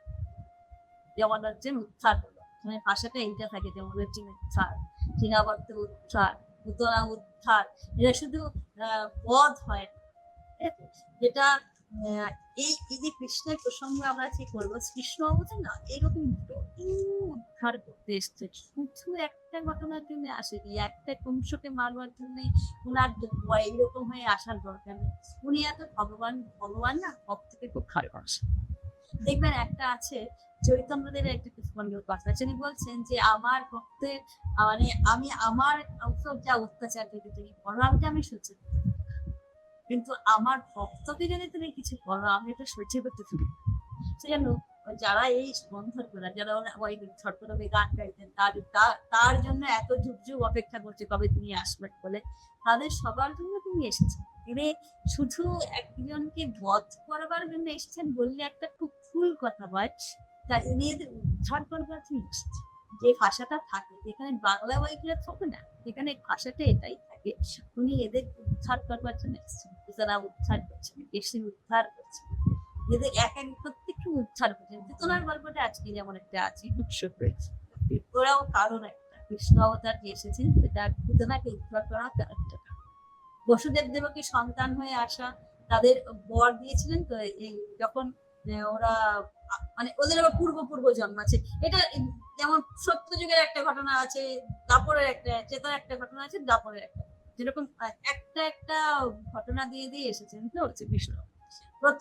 শেষ জন্মে আমরা তাকে কৃষ্ণ দেখলাম, দাপরের শেষে দেখলাম পূর্ণ অবতার কৃষ্ণ। তার আগে প্রথম যেটা সেটা হলো কৃষ্ণী গল্প নাম ছিল, ওই অদিতি কশ্যপই ছিলেন পিতা মাতা, তার তখন অন্য নাম ছিল কৃষ্ণপুত্র। তো কৃষ্ণপুত্র অর্জুনের সন্তান হয়ে এলেন কৃষ্ণী গল্প সোমবার। তারপরে দ্বিতীয়তে আর এটা একটা আছে, দ্বিতীয়তে নাকি ইনি মানে যারা ত্রেতায় দশরথ আর কৈকেয়ী তারাই দাপরে দেবকী আর কৌশল্যবতী যশোদা। এটা গৌরীয় মত, এই বৃহৎ সারাবলী বইতে এরকম আছে যে কৈকেয়ী আর বসুদেব হচ্ছেন, কৈকেয়ী আর দশরথ হচ্ছেন বসুদেব আর দেবকী। আর দশরথেরই দুটো অংশ, নন্দ আর বসুদেব। নন্দ আর যশোদা হচ্ছেন কৌশল্যা দশরথ, কৌশল্যা হচ্ছেন যশোদা, আর দেবকী হচ্ছেন কৈকেয়ী হচ্ছেন দেবকী। এইটা যে দাপরে যখন এলেন তখন এইরকম ভাবে এইগুলো হলো ভক্তদের সাথে বাৎসল্য ভাবে ওদের কি করেছে, বাৎসল্য ভাবে ওদের কথা রাখার জন্য 3 বার 4 বার কতবার একই পিতা মাতাতে তো এসেছে, 3 বার তো কৃষ্ণ কৃষ্ণ এলেন, তার আগে আরেকবার আছে সত্যযুগে তো আবার ব্রাহ্মণ হয়ে এসেছিলেন উনিও অদিতি কশ্যপের কাছেই এসেছেন ব্রাহ্মণ আকারে। এগুলো এগুলো বাৎসল্যের দিক থেকে বাৎসল্য ভাবটাকে সম্পন্ন করার জন্য এসেছেন, বা শ্রীরাধা এসেছেন সেখানে প্রচুর ভাবের একটা খুব সুন্দর একটা আলেখ্য, বৃন্দাবন লীলাকে সুন্দর করে এসেছে। কিন্তু তার আরেকটা যে আসার কারণ সেটা হলো এদেরকে উদ্ধার। রাধার ক্ষেত্রেও না, যারা আমরা যদি পুরাণ বিশ্বাস করি, রাধার দেখেন এটা কথামৃতিতে আছে, এই শ্রীরামের অভিশাপ ছিল, ওখানে একটা গল্প আছে, শ্রীরাম অভিশাপ দিয়েছিল একটা, সেই অভিশাপে ফেরতে মানে এই রাধা শরীরের আগে যখন তারা জন্মাননি, তারপরে জন্মটা পাওয়ার আগে বৈকুণ্ঠে শ্রীরাম রাধাকে শাপ দিয়েছিলেন, সেজন্য 100 বৎসরের বিবাহ হয়েছিল কৃষ্ণ আর নারায়ণ আর লক্ষ্মীর 100 বৎসরের বিবাহ, এটা শ্রীরাম একটা অভিশাপ দিয়েছিলেন হয়েছে। এরকম এমনি এইগুলো অন্য অন্য গল্প। আর প্রধানত যেটা আমার সামনাসামনি সবচেয়ে ভালো, সবচেয়ে বেশি করে যেগুলো আছে প্রত্যক্ষত, যেগুলো বারবার করে ভাগবত বলছে, সেগুলো বিশেষ করে হরিভক্ত, যারা শত্রু ছিল, যারা ওনাকে একেবারে সহ্য করতে পারতো না, যারা ওনাকে মারবার জন্য অতিষ্ঠ ছিল, তাদেরকে উদ্ধার করার জন্য তারা আসলে পরীক্ষা, তারা যুগ যুগ অপেক্ষা করছে কবে নিজেদের মারবে। ঠিক আছে, যত বেশি অত্যাচার করেছে, যত বেশি খারাপ কাজ করেছে, যত অন্য মানুষের উপর অত্যাচার করেছে, ভগবানের নাম নিতে, নাম শুনলে একেবারে জ্বলে গেছে। ব্রাহ্মণ, ওদের তো সবচেয়ে সহজ এটা ছিল না, ব্রাহ্মণ আর গরু, এগুলোকে দেখলেই আগে মেরে ফেলতো, ওগুলো যজ্ঞ করলে দেবতারা পুষ্ট হয় এরকম ওদের একটা মনে হতো। সেই জন্য যারা যজ্ঞ করে সেই ব্রাহ্মণ আর গো এদেরকে আগে প্রথম আক্রোশ এদের উপর করতে যোগ্য হবে না, যোগ্য না হলে দেবতারা সব দুর্বল হয়ে যাবে। এরকম এই ভাব নিয়ে অসুরেরা যুক্ত করত। তাদের মধ্যে প্রধান আমাদের কংস তাই, তো এই একটা তীব্র একটা খারাপ ভাব যার ভিতরে এত নিষ্ঠুর, অসম্ভব নিষ্ঠুর একটা ভাব যার, সেই নিষ্ঠুরতাটা দিয়ে উনি আসলে ওনার পথটা প্রশ্ন যত বেশি নিষ্ঠুরতা করেছিলেন, যত বেশি খারাপ কাজ করেছেন আপাতভাবে, আসলে তত বেশি ওনার দিকে এগিয়েছে। বাইরে থেকে নিষ্ঠুরতা করেছেন, বাইরে থেকে খারাপ কাজ করেছেন। আমি দেখছি উনি পুতনাকে পাঠাচ্ছেন, একটা সদ্যজাত শিশু খবর পেয়েছে যে নন্দর বাড়িতে জন্মেছে, ছোট ছেলে সবে জন্মেছে, অনেকদিন পরে একটা সদ্যজাত শিশু হয়েছে, তো তাকে মারবার জন্য পাঠিয়ে দিই। এটা আমরা আপাতভাবে দেখছি, আমরা আমাদের চোখ দিয়ে এটা দেখছি। আর পুরাণকার দেখছেন, ঋষি দেখছেন যে পুতনাকে পুতনা উদ্ধার হতে গেল এই যে অনেক বছর অপেক্ষা করছিল, করেছিল অনেক দিন, অসুবিধে এবার মৃত্যু হতে যাচ্ছে। পুতনার যে গল্পটা আছে এটা ভাগবতী অনেক সুন্দর করে কাহিনী করেছে, এটা ভক্তি গল্প। এরা হলো অরিভাব, সবাই এরা অরিভাবের সাথে, পুতনাও তাই শত্রুভাবের সাথে। উনি যখন বামন হয়ে এসেছিলেন আর কৃষ্ণ, আগের অবতারটা বামন, তো রামের, তো উনি যখন হয়তো গল্প জানা আছে 3 পা ভূমি চাইলেন বলির কাছে যে আমাকে 3 পা ভূমি দাও। ছোট্ট বামন দেখেছে তো, বামনের অল্প লক্ষ্যে ফেলে, তো বলেছে আমাকে 3 পা ভূমি দাও। বলি রাজার কাছে, প্রহ্লাদের পুত্র, বলিও খুব ভালো ছিলেন, তো শ্রেষ্ঠ রাজা, অমর বলির তো মৃত্যু নেই, পাতালে থাকেন। ওর বাড়িতে প্রতিদিন নারায়ণ পাহারা দেন একটা নির্দিষ্ট সময়। তো সেই বলির কাছে উনি 3 পা ভূমি চাইলেন। 3 পা অত বুঝতে পারেনি বলির, বা বুঝেও পারেনি, বারণ করা হয়েছিল, যেহেতু কথা দিয়ে দিয়েছেন দেবো বলে, সেহেতু কিছুও মানে তারপরে 3 পা ভূমিতে তো সব ব্যর্থ হয়ে গেল। এবার যখন উনি প্রথম যজ্ঞস্থলে এসেছিলেন না, বলির পত্নী ছিলেন বৃন্দাবনী, কোথাও কোথাও বৃন্দাবনী নাম থেকে কোথাও কোথাও বেশি প্রচলিত বৃন্দাবনী। ওই বৃন্দাবনী উনি দেখছিলেন, তখনকার দিনের রানীরা তো অন্তঃপুর থেকে উনি ঝালরের পিছন থেকে দেখছিলেন।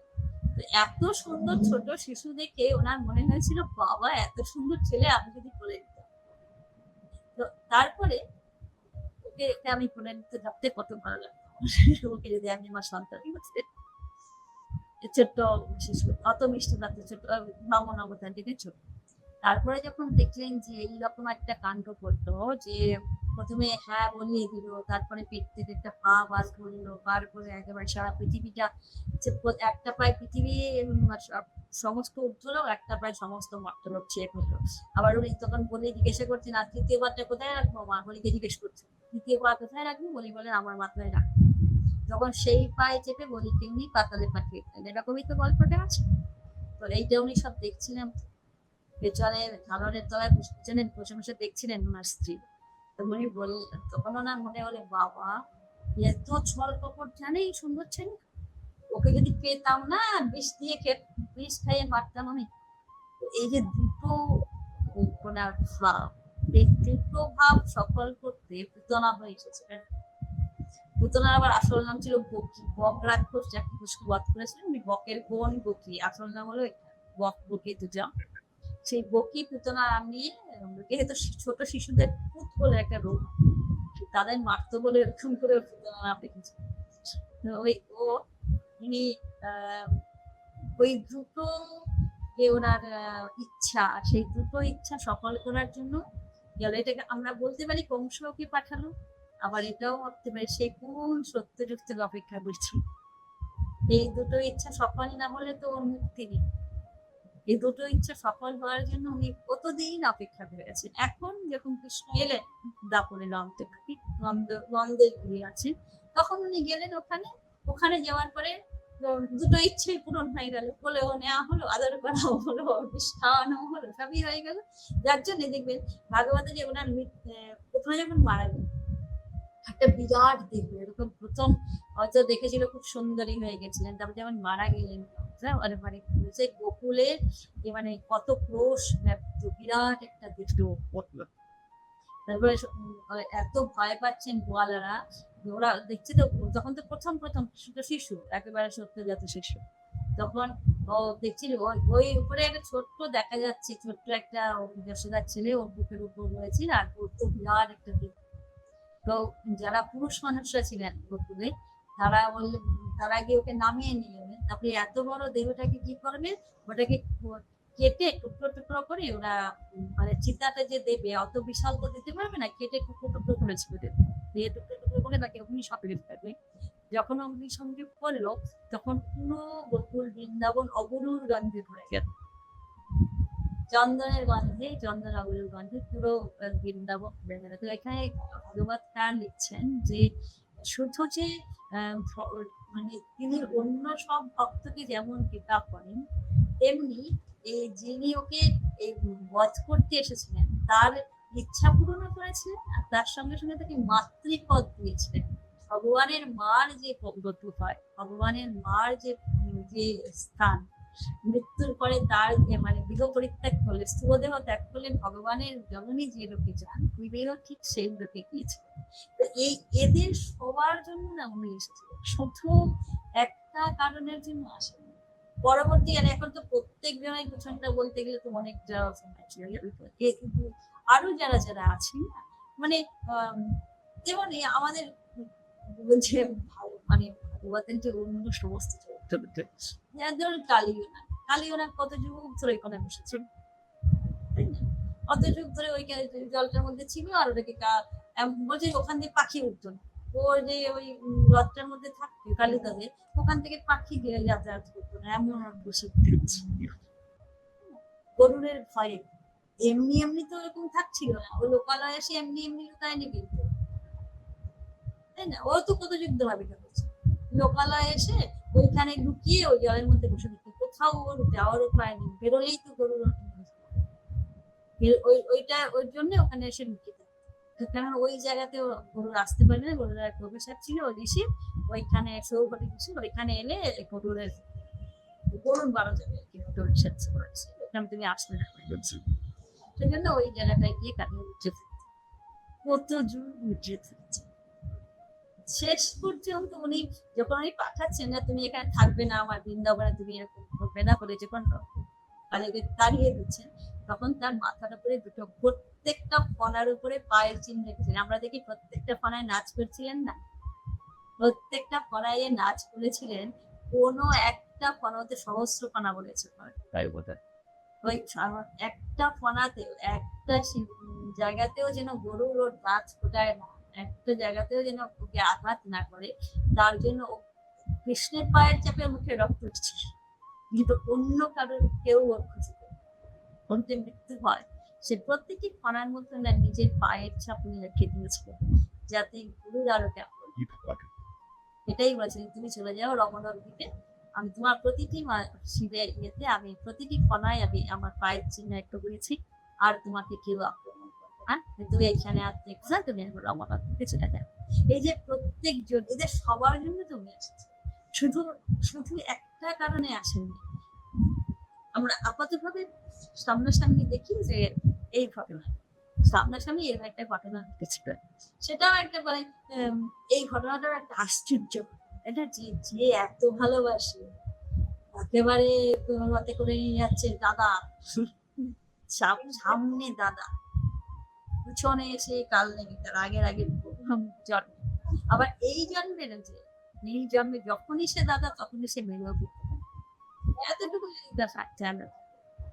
এখন এই বলবো না সব আছে, কি নীতি আর শাস্ত্র, কি ধর্ম, কি সমাজ, আর কি নেই এই গল্পগুলো। যেমন বেদ পড়া বারণ করেছিল এদেরকে, বেদ শুদ্ধ, আর এদেরকে এই গল্পগুলো সব করে দিয়েছে। তো এই গল্পগুলো সবাই জানে, তো আমি শেষটা একটা এটা আরেকবার বলে আমরা শেষ করি। শ্রী আবেদ তো উনি এসেছিলেন এদের বংশ, যদুবংশীয় বংশ, সাত্যত বংশ, যদু বংশ, এই সবগুলো ওই একই বংশের নয়। সেখানে উনি এসেছিলেন দেবকীর অষ্টম গর্ভের পুত্র, অষ্টম গর্ভের পুত্র হয়ে। আচ্ছা, এখানে আরেকটা কথা বলে রাখি, এটা মহানন্দ ব্রহ্মচারী আছেন না, অনেকেই জানবেন, মহানন্দ ব্রহ্মচারী যে ভালো, সেখানে এরকম আছে, ঠাকুরেরও আছে এটা কথামৃততে, কিন্তু এত স্পষ্ট ভাবে নেই। বা ওখানেও নিত্য কৃষ্ণ নিত্যরাধা এগুলো আছে শুনেছে। তো মহানন্দতর মধ্যে দেখতে তখনই নিচ্ছে যে যখন ওটাও কোনো কোনো জায়গায় ইয়েতেও আছে, প্যাস্টোরাল গড ঢাকা শশী মহারাজের যে বইটা, এই জিনিসটা ওখানে এরকম বলেছে যে যখন আবির্ভাব হয়েছিল না শ্রীকৃষ্ণের জন্মালে, তখন একই সময়ে দু জায়গায় জন্মেছিল। একজন জন্মেছে কারাগারে দেবকীর কাছে, দেবকী বসুদেবের কাছে, আর একজন ওই একই সময়ে একই কৃষ্ণ, একই রকম দেখতে, সবটাই একই জন্ম, ফলও এক, দেখতেও এক, ওইখানে যশোদার কাছে, যশোদা নন্দঘোষের কাছে এক, সেটা ছিল মধ্যরাত্রি। এরকম বলেছে না যে প্রচন্ড যেমন প্রচন্ড বৃষ্টিপাত, আর তার মধ্যে কৃষ্ণপক্ষের অষ্টমী তিথি, তার একটু একটু তখন আলো থাকার কথা। এমনিতে কৃষ্ণ অষ্টমী মানে তাতে অল্প জ্যোৎস্না থাকার কথা, একটু মানে একেবারে কিছুই ছিল না, ঘোর অন্ধকার, মেঘ, বৃষ্টি, তার মধ্যে একটা গোকুল, একটা গোয়ালাদের গ্রাম, সেখানে তো এখন তো লাইট থাকবে না, আলো থাকবে না, হালকা একটা আলো চলছে যশোদার দিকে। আর যশোদা ওনাকে বলা হয়েছে যে উনি না, এটা ভাগবত বলেছেন যে ভাগবতে, যে উনি জানতেন যে উনার একটা সন্তান হয়েছে, কিন্তু ওনার তার লিঙ্গ কি এটা উনি জানতেন না, কেন পরিশ্রান্ত নিদ্রা প্রবাদ এই বিশেষণ দিয়েছে যে উনি পরিশ্রান্ত ছিলেন এবং ঘুমিয়ে পড়েছিলেন, সেই জন্য মধ্যরাত্রিতে হয়েছেন তো নিশীথ রাত্রি। সেই সময় ওনার যে সন্তান হয়েছিল সে স্ত্রী ছিল না পুরুষ ছিল, কি ছিল এটা উনি বুঝতে পারেন। তো এখানে এরকম ওইখানে কেন আছে যে এখানে যেমন এদের এখানে কারাগারের মধ্যে জন্মালেন বসুদেবের কাছে, বসুদেবের শেষ অষ্টম গড়া এলেন, ঠিক একই সময় একই দিনে একই ক্ষণে উনি ওখানেও জন্মালেন, গোকুলেও দু জায়গায় জন্মেছেন। ওখানে যশোদার হলো একটি কন্যা একটি পুত্র, আর দেবকীর হলো শুধু একটি পুত্র। তারপরে যখন উনি নিয়ে গেলেন বসুদেব শ্রীকৃষ্ণকে নিয়ে যমুনা পার হয়ে নন্দগোপের দিকে গেলেন, সেখানে সবাই নিশ্চিত, এগুলো বারবার বলেন না, যোগমায়ার প্রভাবে সবাই নিশ্চিত, কেউ জেগে নেই, যশোদাও জেগে নেই। তখন উনি গিয়ে বসুদেব দেখছেন, বসুদেবের মাথার উপরে তো নাগ ছিল তো অনন্ত, উনি আলোতে দেখছেন, মণিতে আলোতে যে দুটি আছে। বসুদেব তো কিছু জানেন না এই রহস্য, উনি হাতে নিয়ে নাকি দেখছিলেন যে ঠিক আমার হাতে যে ছেলেটি, যে আমার যশোদার ঠিক একরকম হয় বলে, উনি আগে নাকি ওই ছেলেকেই তুলেছিলেন, যে একেবারে এরকম বলেছে, দুটো হাতে দুজনকে নিয়ে উনি দেখছিলেন। দুই শিশু নীরব হয় আর সংবিতে এক হয়, দেখি বসু সবিস্ময় লাগিব এরকম বল।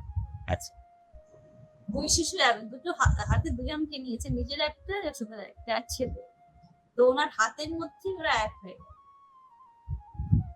দুই শিশু নীরব হয়ে দুজনকে দেখছিলেন যে একেবারে এক কি করে হয়, তখন আচম্বিতে এক হয়ে হঠাৎ ওরা দুজনে এক হয়ে, যেমন বলেছি যে শুদ্ধ জল আরেকটি শুদ্ধ জলে মিশে যাবে, সেরকমই দুজন ওরা এক হয়ে গেল।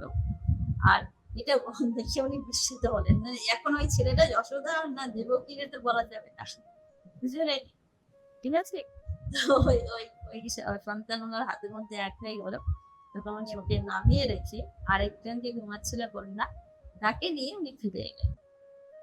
আর যার জন্য শ্রীকৃষ্ণ দেখবেন যে একটা আছে না, বৃন্দাবনম পরিত্যাজ্যম পাদবেকম রাগচ্ছামি, কৃষ্ণ বলেছিলেন আছে যে যখন চলে যাচ্ছেন তখন উনি বলেছিলেন না যে রাধাকে যে আমি বৃন্দাবন ছেড়ে কোনোদিন এক পাওয়া যাবে, এই একে নিত্য কৃষ্ণ ঠাকুরের কথা আমি নিত্য কৃষ্ণ বলেছে, একেই নিত্য কৃষ্ণ বলছে, যিনি এর কাছে ছিলেন যশোদার যিনি পুত্র, তিনি বৃন্দাবনেই সবসময় অবস্থান করতেন, প্রচ্ছন্ন ভাবে অদৃশ্য ভাবে অবস্থান করতেন, যেহেতু রাধার সঙ্গে বিবাহটা সফল করতে হবে, এইসব অনেক পুরাণের গল্পগুলো পিছনে অনেক আছে।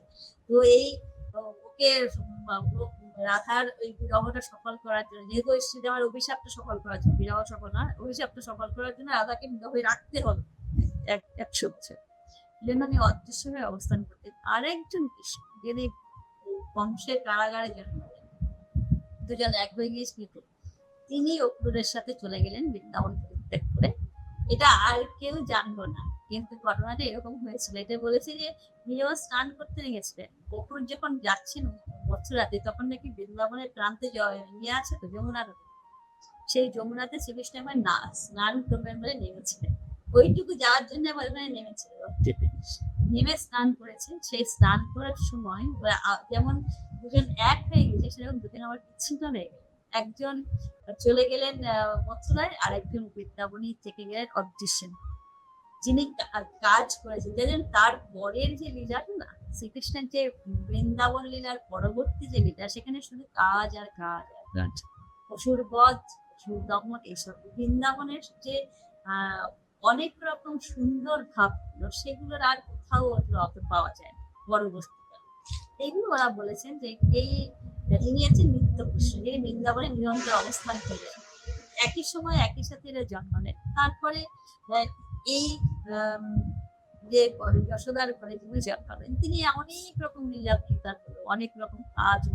তখন একদিকে যেমন রাধার সাথে রাধা, শুধু রাধাটাও বলা যাচ্ছে ভাগবত জাতি না, সব গোপীদের সবার সঙ্গে সব খেতে, সবার যার যা ইচ্ছা, শুধু গোপীও বলা যায় না, যার যা ইচ্ছা, ভগবানকে যে যেভাবে তাদের সবার সবকিছু উনি তৃপ্ত করে দিয়েছেন, সব বাসনা দিলে উনি পূরণ করেছেন। যখন এসেছেন, যে পুত্র ভাবে চায়, সন্তান ভাবে চায়, তার কাছে উনি সন্তান, যে বন্ধু ভাবে চায়, তার কাছে উনি বন্ধু। বন্ধুরা যে আছে না, শ্রীরামকে কৃষ্ণ কাঁধে নিতেন, মানে কৃষ্ণকে শ্রীরাম কাঁধে নিয়েছেন তা না, শ্রীরামকে কৃষ্ণ কাঁধে, এরা এক বন্ধু সখা ভাবে মোর স্কন্ধে চড়ে। এটা ইয়েতে থাকে না, চৈতন্য চরিতামৃতে এটা সুন্দর থাকে, মানে কে কোন ভাবে সখা ভাবে মোর স্কন্ধে চড়ে, তুমি কোন বড় লোক, তুমি আমি সম। বন্ধুর এইটা ভাব থাকে, তুমি কোন বড় লোক, তুমি আমি সম, ওর কাঁধে উঠতেন ছুটা। এই ভাবগুলো হচ্ছে বন্ধু। মধুর ভাব হচ্ছে সব গোপীরা যারা মধুর ভাব, কিন্তু সবগুলো ভাবই আসে, ওরা যেমন বন্ধু, তেমন দাস ভাব আছে, তেমন বাৎসরিক রয়েছে, স্নেহের ভাবও থাকে, সব মিলিয়ে মধুর ভাব, সবগুলো ভাব মিলিয়ে। আর তারপরে হচ্ছে এই বাৎসল্য ভাবটা, শান্ত ভাব ঋষিদের যারা তখন ধ্যান ধারণা করেছে, কৃষ্ণের ভাবে যারা ছিলেন, যারা ধ্যানে তাকে দেখেছেন, যা তাকে দেবতা জ্ঞানে যারা করেছিলেন। আর আরেকজন হচ্ছে এদের ভাবগুলো সফল হয়েছে, ওইভাবে যারা সাধনা করছে, এটা খুব দ্রুত, মানে দীর্ঘ অপেক্ষার পর যখন উনি এসেছেন, যখন উনি দেহ ধারণ করে এসেছে, এদের সবার ওইভাবে যারা সাধনা করছে, তাদের খুব তাড়াতাড়ি সবার তৃপ্ত হয়ে গেছে, যার জন্য অপেক্ষাটা শান্তি হয়ে গেছে। দীর্ঘ অপেক্ষা খুব তাড়াতাড়ি শান্তি হয়ে গেছে, শুধু কংসের না, সবাই। আবার এই কংসের ক্ষেত্রে একটা শেষ যে আমরা বললাম না, যে যখন মারা যাচ্ছে, তখন যেটা সে উচ্চারণ করে সেটা ফল দেয়, যেটা অজামিলের গল্প, নারায়ণ নায়ক প্রাণ গেল তো কৃষ্ণ গেল।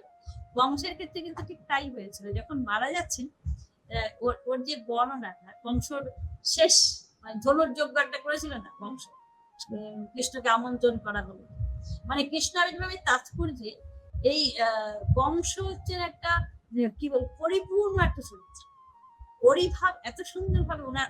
ওই সময় রামের যেমন রাবণ, তেমন কংস আরো অনেককে উনি বধ করেছেন, কিন্তু অনেক শত্রু দমন করেছেন, অনেক অসুখ বধ করেছেন, উদ্ধার করেছেন, কিন্তু কংসের মধ্যে পরে ওনার মধ্যে প্রথম থেকে যেমন ও খুব ভালো মামাটা যদি এই দৈববাণীটা না হতো, তাহলে কংস কত ভালো একটা মামা হতো।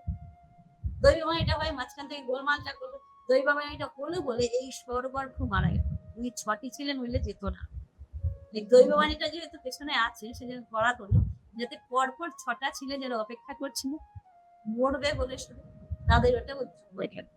তারপরে যখন বড় হলেন, অনেক সব অসুর বধ হয়ে গেল, তখন শেষ বংশের অন্ত হয়ে এসেছিল, তখন উনি ধনুর্যজ্ঞ করে কৃষ্ণকে ডেকে নিয়ে এলেন। এতদিন তো দূরে থাকছিল, গোকুলে থাকছিল, কিছু তো আগ বাড়িয়ে করতে আসেনি, তো কংস একটা ধনুর্যজ্ঞ করে, ধনুর্যজ্ঞে এদেরকে ডেকে আনা হলো, ডেকে এনে ওদের সঙ্গে যুদ্ধ, মল্ল ঠিক করলেন যে মল্লদের সঙ্গে যুদ্ধ দেয়।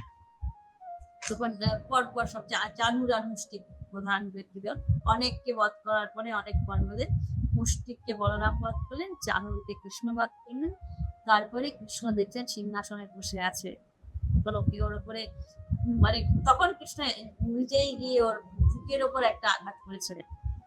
তো যখন মারা যাচ্ছে এরকম নিচ্ছে বাংলা ভাগবত, সেটাতে বাংলায় স্তোত্রের ছিলেন ভূতলে করিল, উনি মেরেছেন তো বুকে একটা আঘাত দিয়েছেন, কৃষ্ণের মুষ্টাঘাত সাংঘাতিক একটা মুষ্টি আপ পড়ে গেল সিংহাসন থেকে।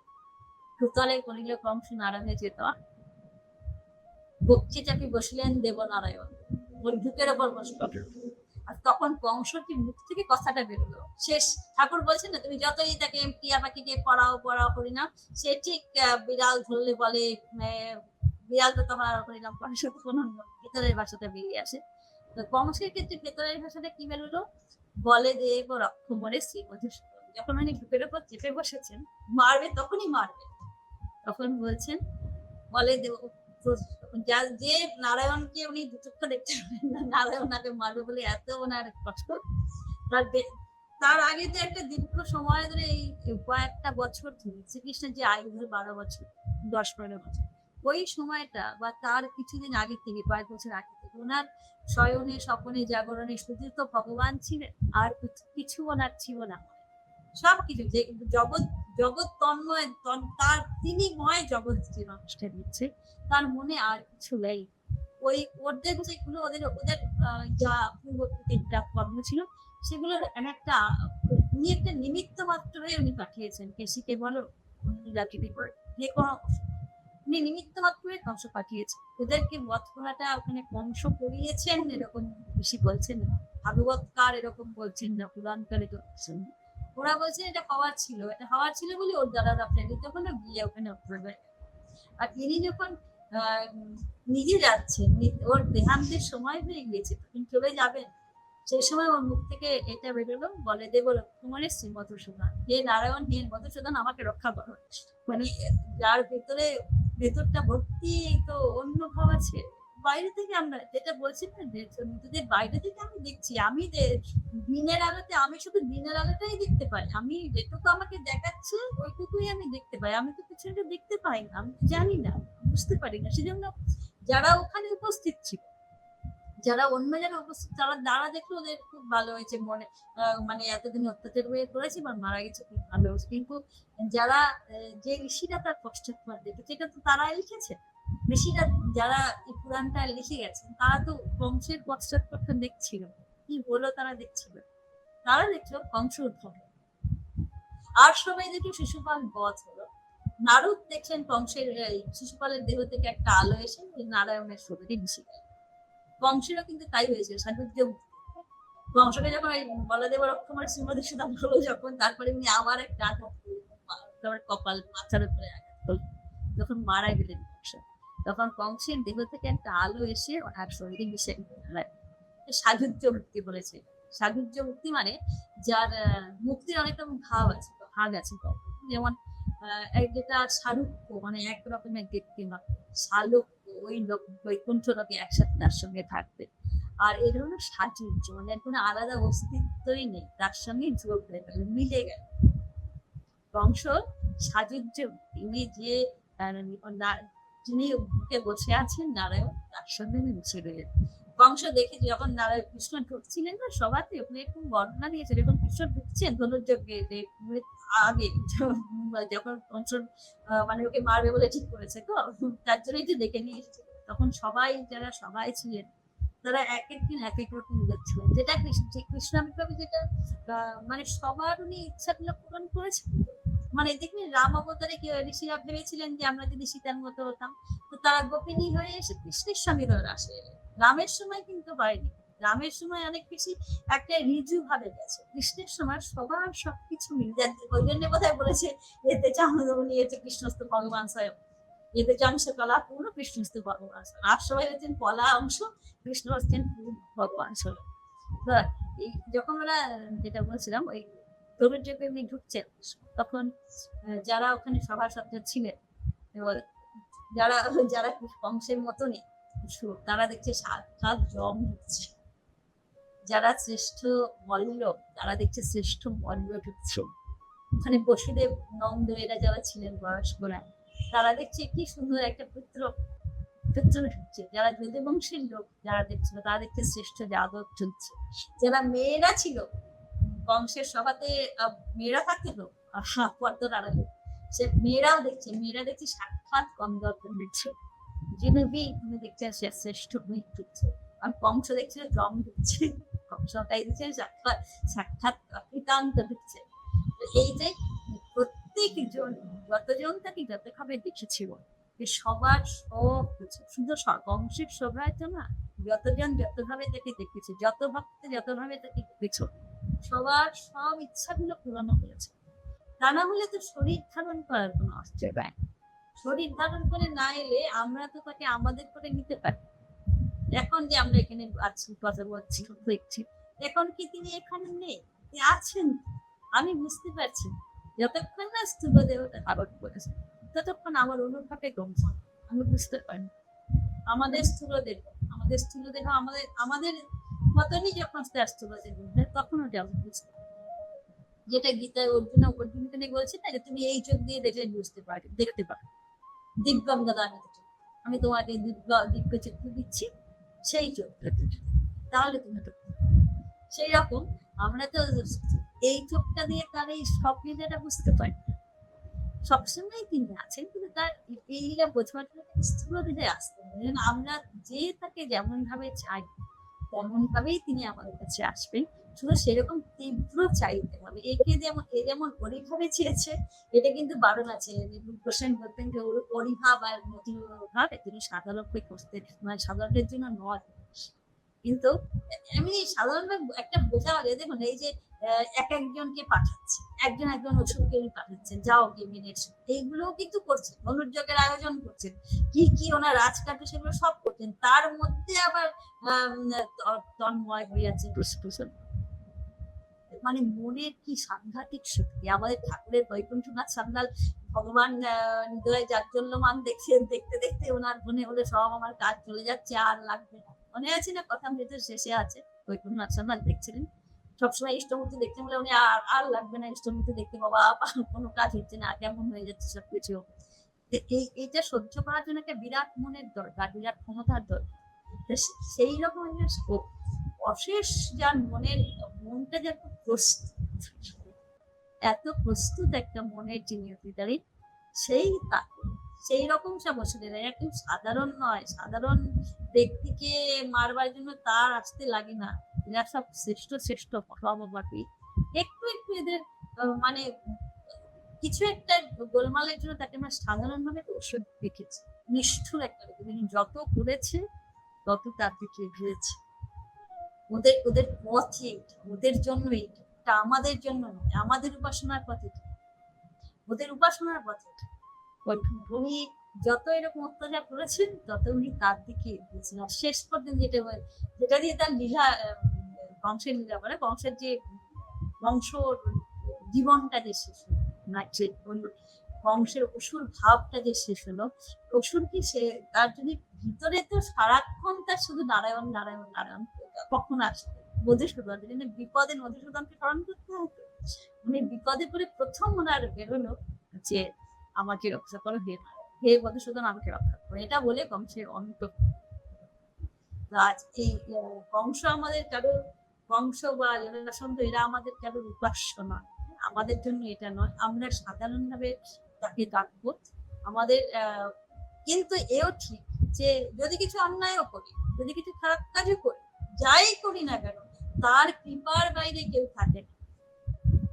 তিনি কৃপা করতে পারেন না এমন কোন অপরাধ কেন, তিনি সবকিছুই ক্ষমা করতে পারেন, সবকিছু সবারই পিতা। তিনি তো শুধু নিশিদের পিতা আর বংশের পিতা নয়, তা তো নয়। বংশের জন্মটা অন্য জায়গার থেকে হয়েছে, নিশিদের জন্মটা অন্য জায়গার থেকে হয়েছে, এরকম তো না, এক সপ্তাহে একই জায়গার থেকে এসেছে।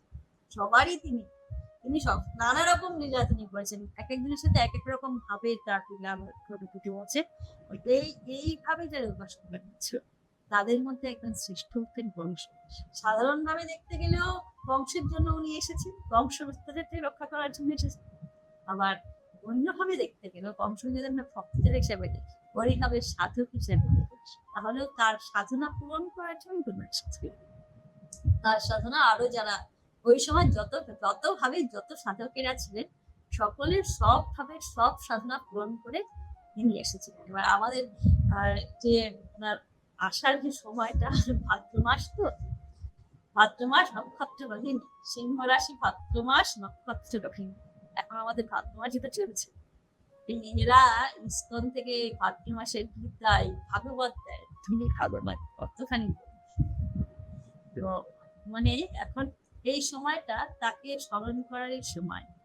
আমরা যেভাবে ডাকবো এমন নয় যে তার কানে পৌঁছে দেবে। ঠাকুর বলছেন না যে পিঁপড়ের পায়ের মুখটা শুনতে পাবো। আমরা যেভাবে আছেনি, আমরা তো ওনার মুখেই অবস্থান করছি। এরা বেদান্ত বলতে গেলে এক বলবে যে আমরা ব্রহ্মের মধ্যে অবস্থান করছি, ওরা বলছেন আমরা কৃষ্ণের মধ্যে অবস্থান করছি, নারায়ণের মধ্যে অবস্থান করছি। তফাৎটা একটা আকার বলছে, একটা আকার বলছে। আমরা তাকে স্মরণ করবো আজকে। আমার যত অপরাধ যা কিছু আমরা করেছি সে সব তিনি ক্ষমা করে দিন। আমাদের তো এইরকম মানে এইভাবে এত তীব্র হবো না, আবার যশোদার মতো বাৎসল্য না, রাধার মতো মুখে খাবো না, সীতাবের মতো বন্ধুত্ব নয়। আমরা খুব সাধারণ মানুষ, খুব সাধারণ। আমাদের জন্য সাধারণ হয়েও আসবে, উনি কি আমাদের জন্য আসবেন না? আমাদের জন্য উনি আসবেন, আমাদের জন্য আছেনি, আপনাদের জন্য উনি আছেনি। আমাদের মধ্যে যতটা উনি দিয়েছেন, আর একটু সবকিছু না, যত তার নাম করা দিয়ে এমনি ভালোই তো। যত নাম না আসছে ছেড়ে গেলাম, আর কি হবে না হবে সে মহাযোগী হবো কি না হবো, কে হবে, শুধু পড়তে শুধু ভাবতে ভালো লাগে। এগুলোকে তো বেদান্তের আলোকে অনায়াসে দেখা যায়, তাই না? বিজ্ঞানের আলোকেও দেখা যায়। আমার মনের প্রতিটি ভাব আরেকটা মনের ভাবকে স্পর্শ করে। আমার পিছনে অনেক অনেক জন্ম আছে, এগুলো তো এখন বিজ্ঞানও মানে কত জন্ম আজকে যে ঘটনাটা ঘটছে, এটা আজকেই এটার সূত্রপাত হয়, এটা অনেক আগের থেকে এটা হয়ে আসছে। মানে বলছে না, যখন পৃথিবীর নেবুলা ছিল, যখন পৃথিবীর নিহারিকা ছিল, তখনকার সাথে এই কার্যকারণ সম্পর্ক যা কিছু এখন ঘটছে, একটা হঠাৎ পিছিয়ে ঘটছে। যাই ঘটুক আমাদের নিজেদের জীবনের জন্য, যে তার নামে বিশ্বাস করে তাকে থেকে তিনি সব ক্ষমা করবেন, সবকিছু তার। যেটা বলেছে না চৈতন্যদেবের যে আছে, যে বলছেন এরকম দেবতার কোথায়, যে পুতনা বৃষ্টিতে এসেছিল তাকে মাতৃপদ দিয়েছে, কেন না কোলে দিয়েছিল। এইরকম আর কে আছে যার এত ক্ষমা, এত ভালোবাসা? পুতনা তাকে বিষ পান করাতে এসেছে, তাকে মাতৃপদ দিয়েছেন, এইরকম আর কোথায়? একে ভালোবাসতে না এইরকম করে উনি বলেছেন যে সকলের ক্ষেত্রেই সব অবতার, সব যতজন অবতারের কথা না মোটামুটি পাই। দেখুন মীন অবতার কি বরাহ অবতার, এদের কথা তো আমরা অত মানে অত কিছু পাওয়া যায় না। ওটা অন্য দেহ, তো এটা মানুষের দেহ বলে আমাদের যতটা কাছের লাগে, অন্য দেহ তো অত লাগে না। ওর যেমন নর্মাল উনি আর্ধেক, সিংহ আর্ধেক মানুষ, এটা বৃহৎ একটা ভয়ঙ্কর একটা। তার চেয়ে কৃষ্ণ রূপ কি, রাম রূপ কি, বামন রূপ, বুদ্ধ রূপ, তিনি অনেক বেশি কাছে, অনেক বেশি সুন্দর, অনেক বেশি আমাদের নিজের মনে হয়। শ্রীরামকৃষ্ণ, চৈতন্যদেব, এই রূপগুলি মানুষের, যেটা বলেছে যে মানুষ হয়ে আসে, মানুষ হয়ে এলে আমাদের তাকে নিতে সুবিধা হয়, তাকে দেখতে সুবিধা হয়, আমাদের চেনা বন্দিতে চেনা একটা ছবিতে আসে। আজকে আমাদের আসন তার শুভ জন্মতিথি, আসেন না, আমাদের সকলের হৃদয় তিনি আলোকিত করুন। আমাদেরকে তার কৃপার তো অন্ত নেই, আমাদের মধ্যে তিনি আলো জেলে দিন, যাতে তার দিকে আমরা এগিয়ে যেতে পারি। আমাদের অপরাধ ক্ষমা করে তার দিকে এগিয়ে দিন, তার দিকে তিনি নিয়ে যান, যাতে আমরা আমাদের যে লক্ষ্যপথ যা আমরা চাই, আমরা যা চাই সেটা যেন আমাদের পূরণ হয়ে যায়। আমরা তো তাকে ছাড়া কিছু চাই না, তার কাছ থেকে এসেছি, আবার তার কাছে ফিরে যাব। এই পথ তিনি সুগম করে দিন। শেষ করি।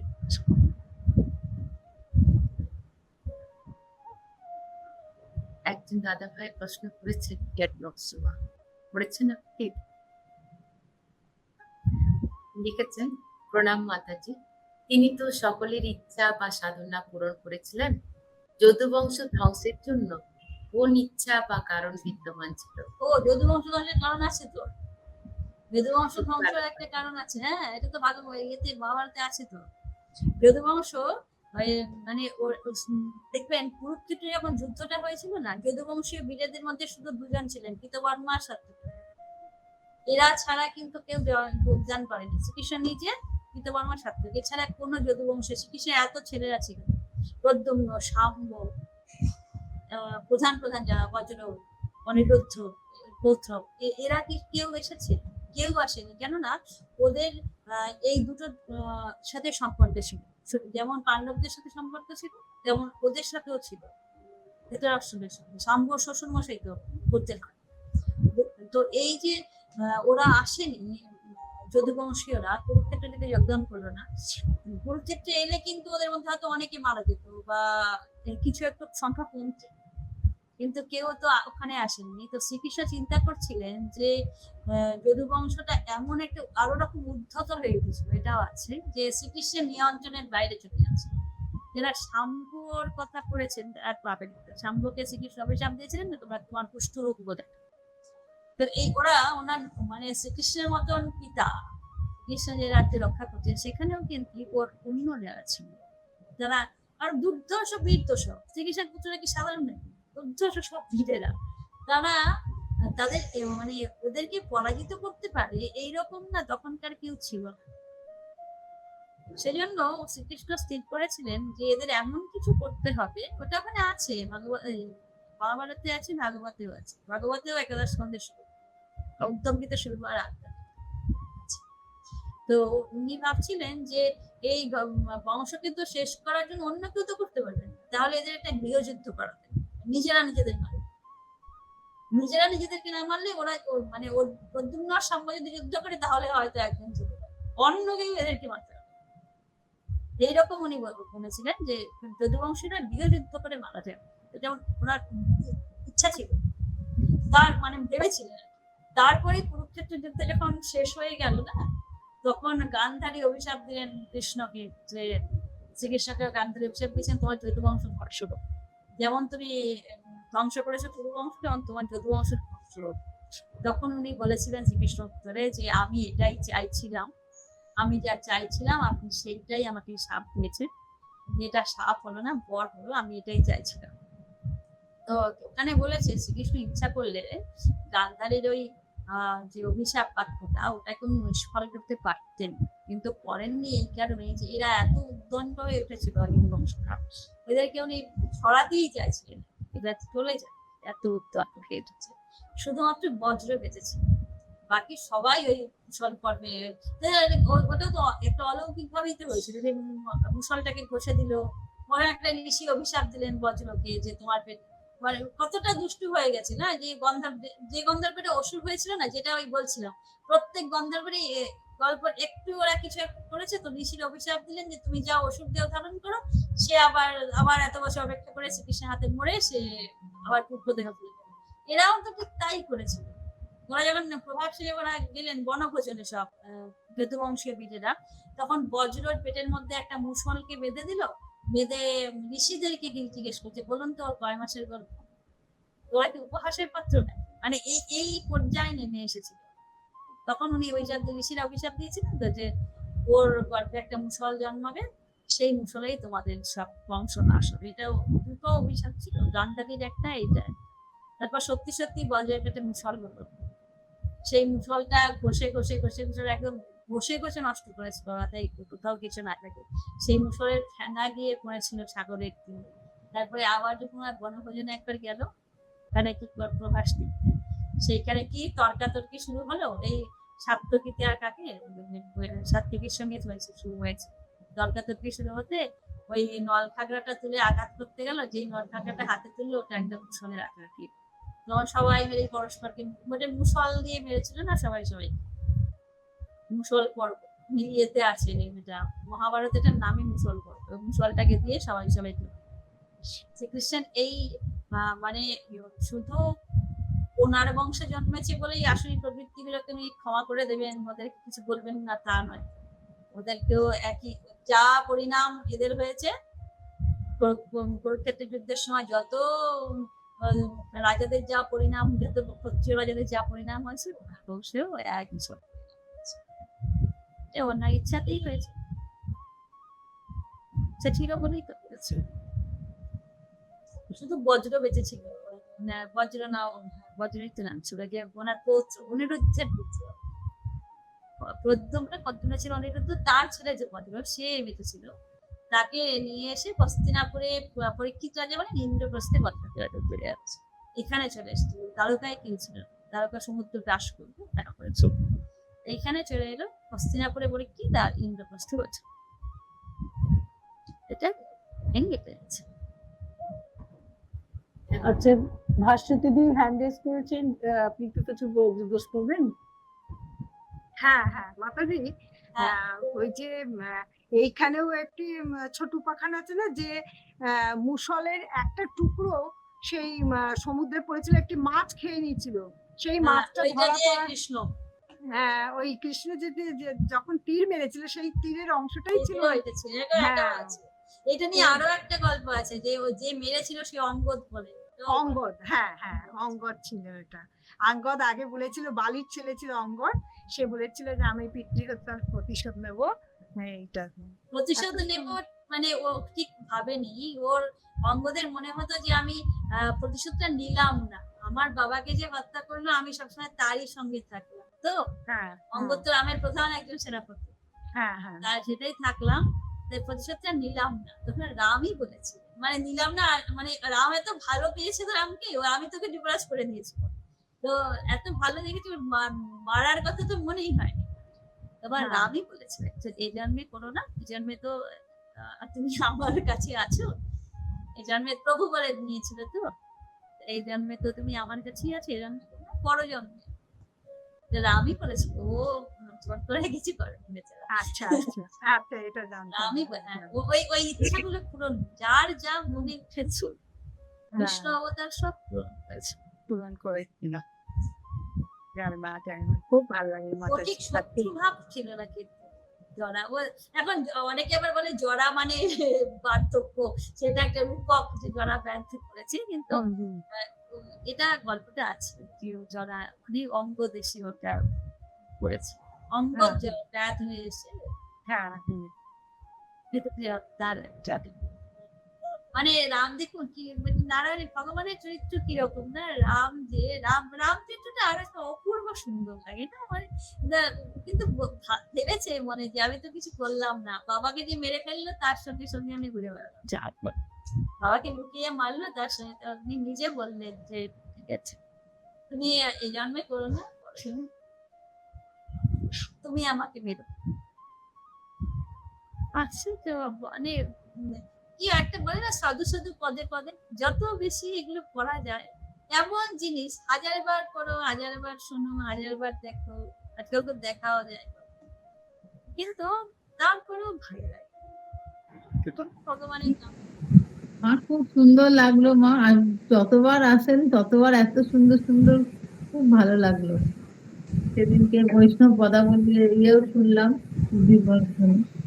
আচ্ছা, দাশরথী রায়ের একটি কীর্তনাঙ্গের গান করছি। উপস্থিত ভক্তমন্ডলীকে প্রণাম, ঠাকুর মা স্বামীজি ও মাতাজিকে আমার প্রণাম। মিনাদি, তুমি একটু অডিওটা অফ করে দাও প্লিজ।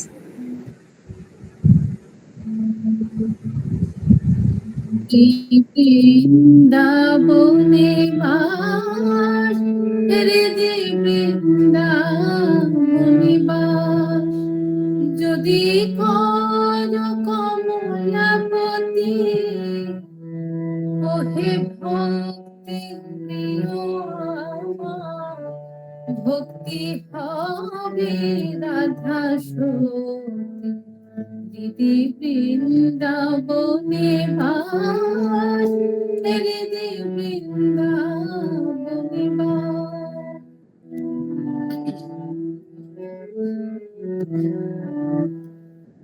মুক্তি কামনায় আমারি হবে বৃন্দে গোপিনারী, দেহ হবে নন্দির পুরী, স্নেহ হবে মা যশোমতী। মুক্তি কামনায় আমারি হবে বৃন্দে গোপনারী, দেহ হবে হবে নন্দের পুরী, স্নেহ হবে মা যশোমতী। আমায় ধরো ধরো জনার্দন, পাপ ভার গোবর্ধন। আমায় ধরো ধরো জনার্দন, পাপ ভার গোবর্ধন। কামাদি ছয় কংস চরে, ধ্বংস করো সম্প্রতি। হৃদি বৃন্দাবনে বাস, হৃদি বৃন্দাবনে বাস।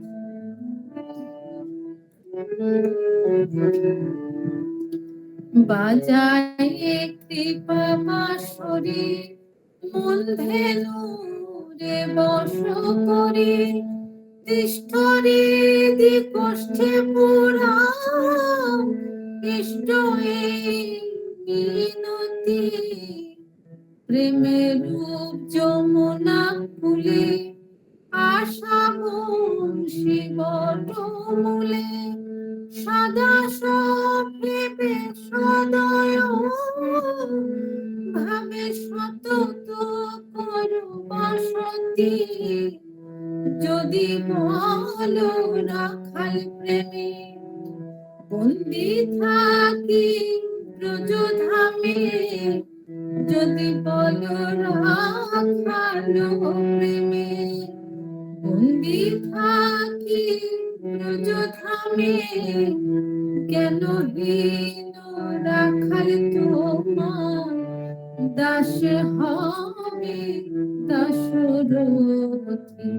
হৃদি বৃন্দাবনে বাস, হৃদি বৃন্দাবনে বাস। যদি কর কমলাপতি, ওহে ভক্তি প্রিয় রামা। ভক্তি হবে রাধা সতী, হৃদি বৃন্দাবনে বাস, হৃদি বৃন্দাবনে বাস।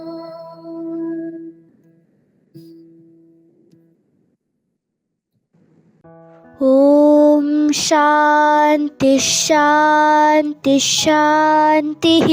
हरिः ॐ तत्सत्। श्रीरामकृष्णार्पणमस्तु।